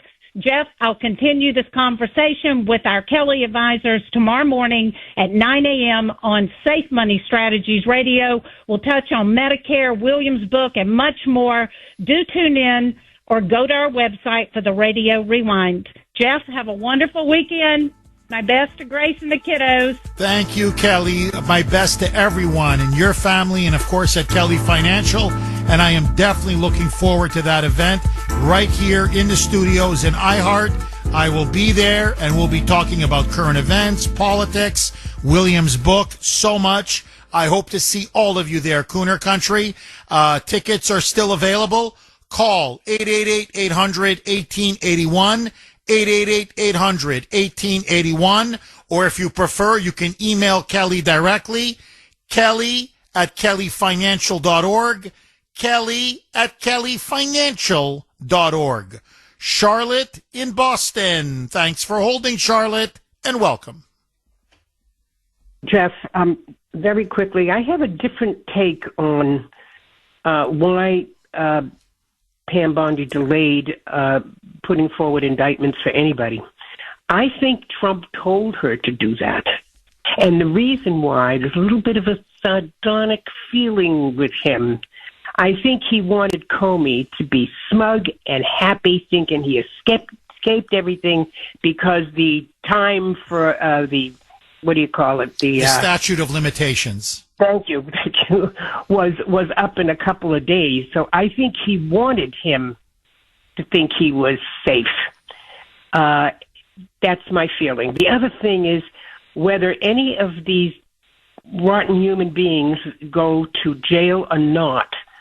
I think it would be wonderful if they suffered that same kind of lawfare that our loyal patriots have, and bankrupt them so that they have no money left, like they did to Michael Flynn, like they tried to do to Trump.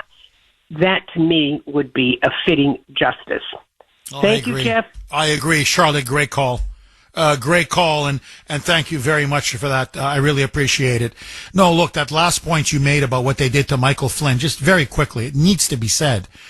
I've got all these moonbats emailing me, okay, and they're out in force today. Oh, are they out in force? Our people, not so much. As I said, a little cold, just indifferent, whatever. I don't know what's going on, but I guess cynicism is starting to set in, or maybe it's wisdom. You know, maybe you're all going to be proven right. I don't know. But just generally, you know, as I said, I mean, it's picked up, obviously, over the show. But a lot of you are, let's put it this way, very jaded, very cynical, whether there'll actually be justice done to Comey. But the left, holy mackerel. And so I'm getting email after email. This is prosecutorial vindictiveness. This is a prosecutorial political hatchet job. This is authoritarianism. He's putting his critics in jail. Oh, get lost. Comey is the one. Comey is the one who ordered the FBI agents to interview then National Security Advisor Michael Flynn. And he told them, don't tell him that he can get a lawyer, that we're actually looking to nail him on a perjury trap. Make it very relaxed. Make it seem like this is just an informal conversation. And so they came back and said, well, we asked him about Russia, and they go to this embassy where apparently the Russian ambassador was there, along with like 30 or 40 other ambassadors from other countries. And they go, long story short, I'm telling you, we don't think this guy perjured himself. They literally wrote the report saying he did not lie under oath. Comey overruled the agents who interviewed him on the ground. This is indisputable. And that said, no. I need a scalp. For this Russia collusion narrative to really get rolling, we need some people to go to jail. And so what he did was, knowing Flynn's financial situation, he said, we're going to bankrupt him, lawfare. We're going to indict, which they did. And by the way, when he admitted this during his book tour, the liberal audience, they were cheering. Yeah! They were clapping. I mean, they were like, that's how you do it, Jimmy. He even said, he goes, I really shouldn't have done it, but I did it because I had to get people. I wanted to get people. And so Flynn couldn't keep up with all the legal bills. And he was going bankrupt. He was losing financially everything. By the way, including his house. He was going to be homeless on the street. Okay, this was a general, for God's sake, who served our country. And then Comey said, to hell with it. He's still not breaking. Well, you know what? You tell him we're going to go after his son. So we're not just going to bankrupt you. We're going to bankrupt Junior. And that's when Comey said, look, they broke me. I mean, they just broke me. Yeah, what do you want me to sign? So he had to cop a plea to something that he knew he was innocent of. Now, and you know what he copped a plea to? Quote, making a false statement. Making a false statement. The very thing now that Comey is being indicted for. I'm telling you, there is a rough justice in this world. So no, I don't feel sorry for Comey. And I'm with Charlotte all the way. I hope this guy rots in jail. I hope this guy loses everything. I hope this guy doesn't have a penny left, because that's what he did to countless innocent people in this country. So please don't cry for James Comey. 617-266-6868. Agree, disagree. Frank in Boston. Thanks for holding, Frank, and welcome. Yes, the main point I want to make is they're going about this the wrong way. There's overwhelming evidence of a conspiracy here. Of course, they changed the name. They make it collusion. The RICO Act. The RICO Act. Frank, please don't think we're cutting you off, because I don't want people to hear what you have to say. 617-266-6868. Okay, we're going to go right back to Frank in Boston. But before I do, I just want to read this text message because it is so spot on. It's from 617. Jeff, you are, as you like to say, 1,000% correct. The way Comey not only tried to destroy General Flynn and his family by framing him, but then later mockingly bragging about it in front of an audience on MSNBC remains one of the most disgraceful abuses ever committed by an FBI director. He deserves prison for that alone. Frank, let's go right away to Frank in Boston. Frank, you're saying you're not happy with this indictment of Comey. You think it's too low-hanging fruit, too low. You wanted RICO, more substantial, serious charges. Please, Frank, pick up where you left off. Okay, this is my opinion. Here's how you break this. There's overwhelming evidence that they all conspired. As soon as Obama gave that order to Brenner and whoever else, that started the conspiracy. Every action that they have taken after that is an act of conspiracy. That falls under the RICO Act, an ongoing criminal enterprise. Along with the RICO Act comes a forfeiture act. You can look this up. There's case history on this. They can take every single asset that they have, I'm meaning the people that are involved in the conspiracy. That alone, this is before the trial. They forfeit every asset they have. And I think it pertains to their immediate relatives, their immediate family. That will break the first line of defense. They'll crumble, and they'll all testify against one another. That's the important value of that RICO Act, the Forfeiture Act. And there's case history. They can look that up. Frank, no, I agree with you. Believe me, you are talking to the converted, my friend. Let me ask you this. With Pam Bondi as the Attorney General, I'm being serious. Do you think she has the imagination, the intellectual, professional capability, the fortitude, the guts, the courage, the stamina, the steel to do what you're asking for? Because that's what you need. You need a tough as nails, visionary, brilliant, smart Attorney General to do that. Is Pam Bondi the woman to do that? Well, if some of her colleagues explain the RICO Act and the Forfeiture Act, maybe she'll be what you want her to be. Maybe she doesn't understand the gravity of this charge, of this law. You see, Frank, I think if it was Stephen Miller, to further your point, if this was Stephen Miller, as an example, as Attorney General, and he's brilliant, and you're laying out a very brilliant plan here, we would have had that. We'd have that right now. Yes, they would throw in the perjury and the obstruction of justice. Yes, but that's what they call piling on. In other words, yes, it's all true. They're just, adding. They're just padding the indictments. But he would go after them on RICO. Because by going on RICO, he's going after all of them.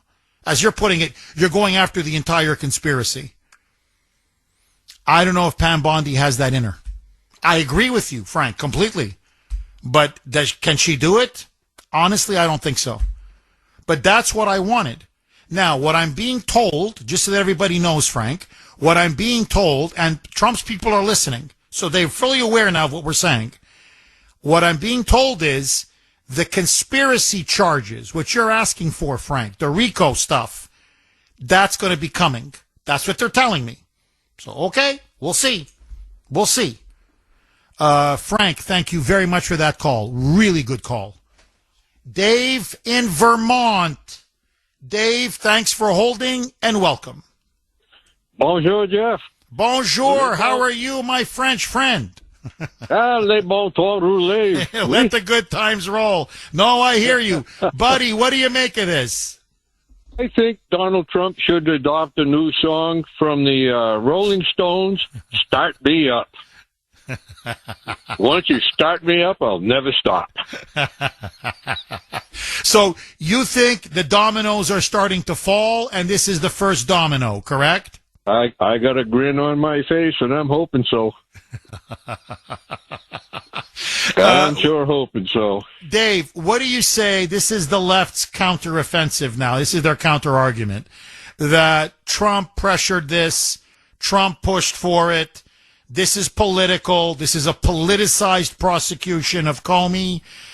He went on Truth Social, pretty much ordered Pam Bondi to do it. And so that this reeks of politics and political revenge and political retribution. What say you?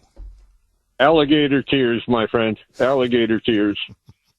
I think he puts the hammer down and he needs to go. And I think Pam Bondi may be almost a plant in a way. If she was being an attorney for Pfizer and everything, which has been one of the hardcore things that we've been going through with this COVID stuff, how is she going to represent the government, the Trump administration, and also represent Pfizer?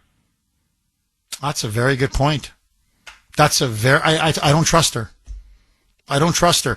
I look at her more as a kind of opportunist who's using this job as a platform to get a big, media gig at Fox or whatever. But I didn't look at the big pharma angle. And I think, Dave, you may be onto something. Dave, thank you very much for that call. All right, Mike, let's squeeze one more in. Tom in New Hampshire. Tom, I hate to do this to you. I've got 1 minute left. The floor is yours. Go. Jeff, great show. But this is going to blow up on President Trump. Let me tell you why. He has to fire the attorney general that won't do their job. President Trump is facing people who will not do their job. Pam Bondi knew that Siebert would not indict. She didn't want to indict. So the president has to publicly tell her to do her job and fire the attorney general. He has people that will not do their job. And this is going to blow up on him. He's going to be found not guilty. Bondi won't indict. Tom, Pam Bondi doesn't want to indict. You're saying this may end up being a not guilty verdict for Comey.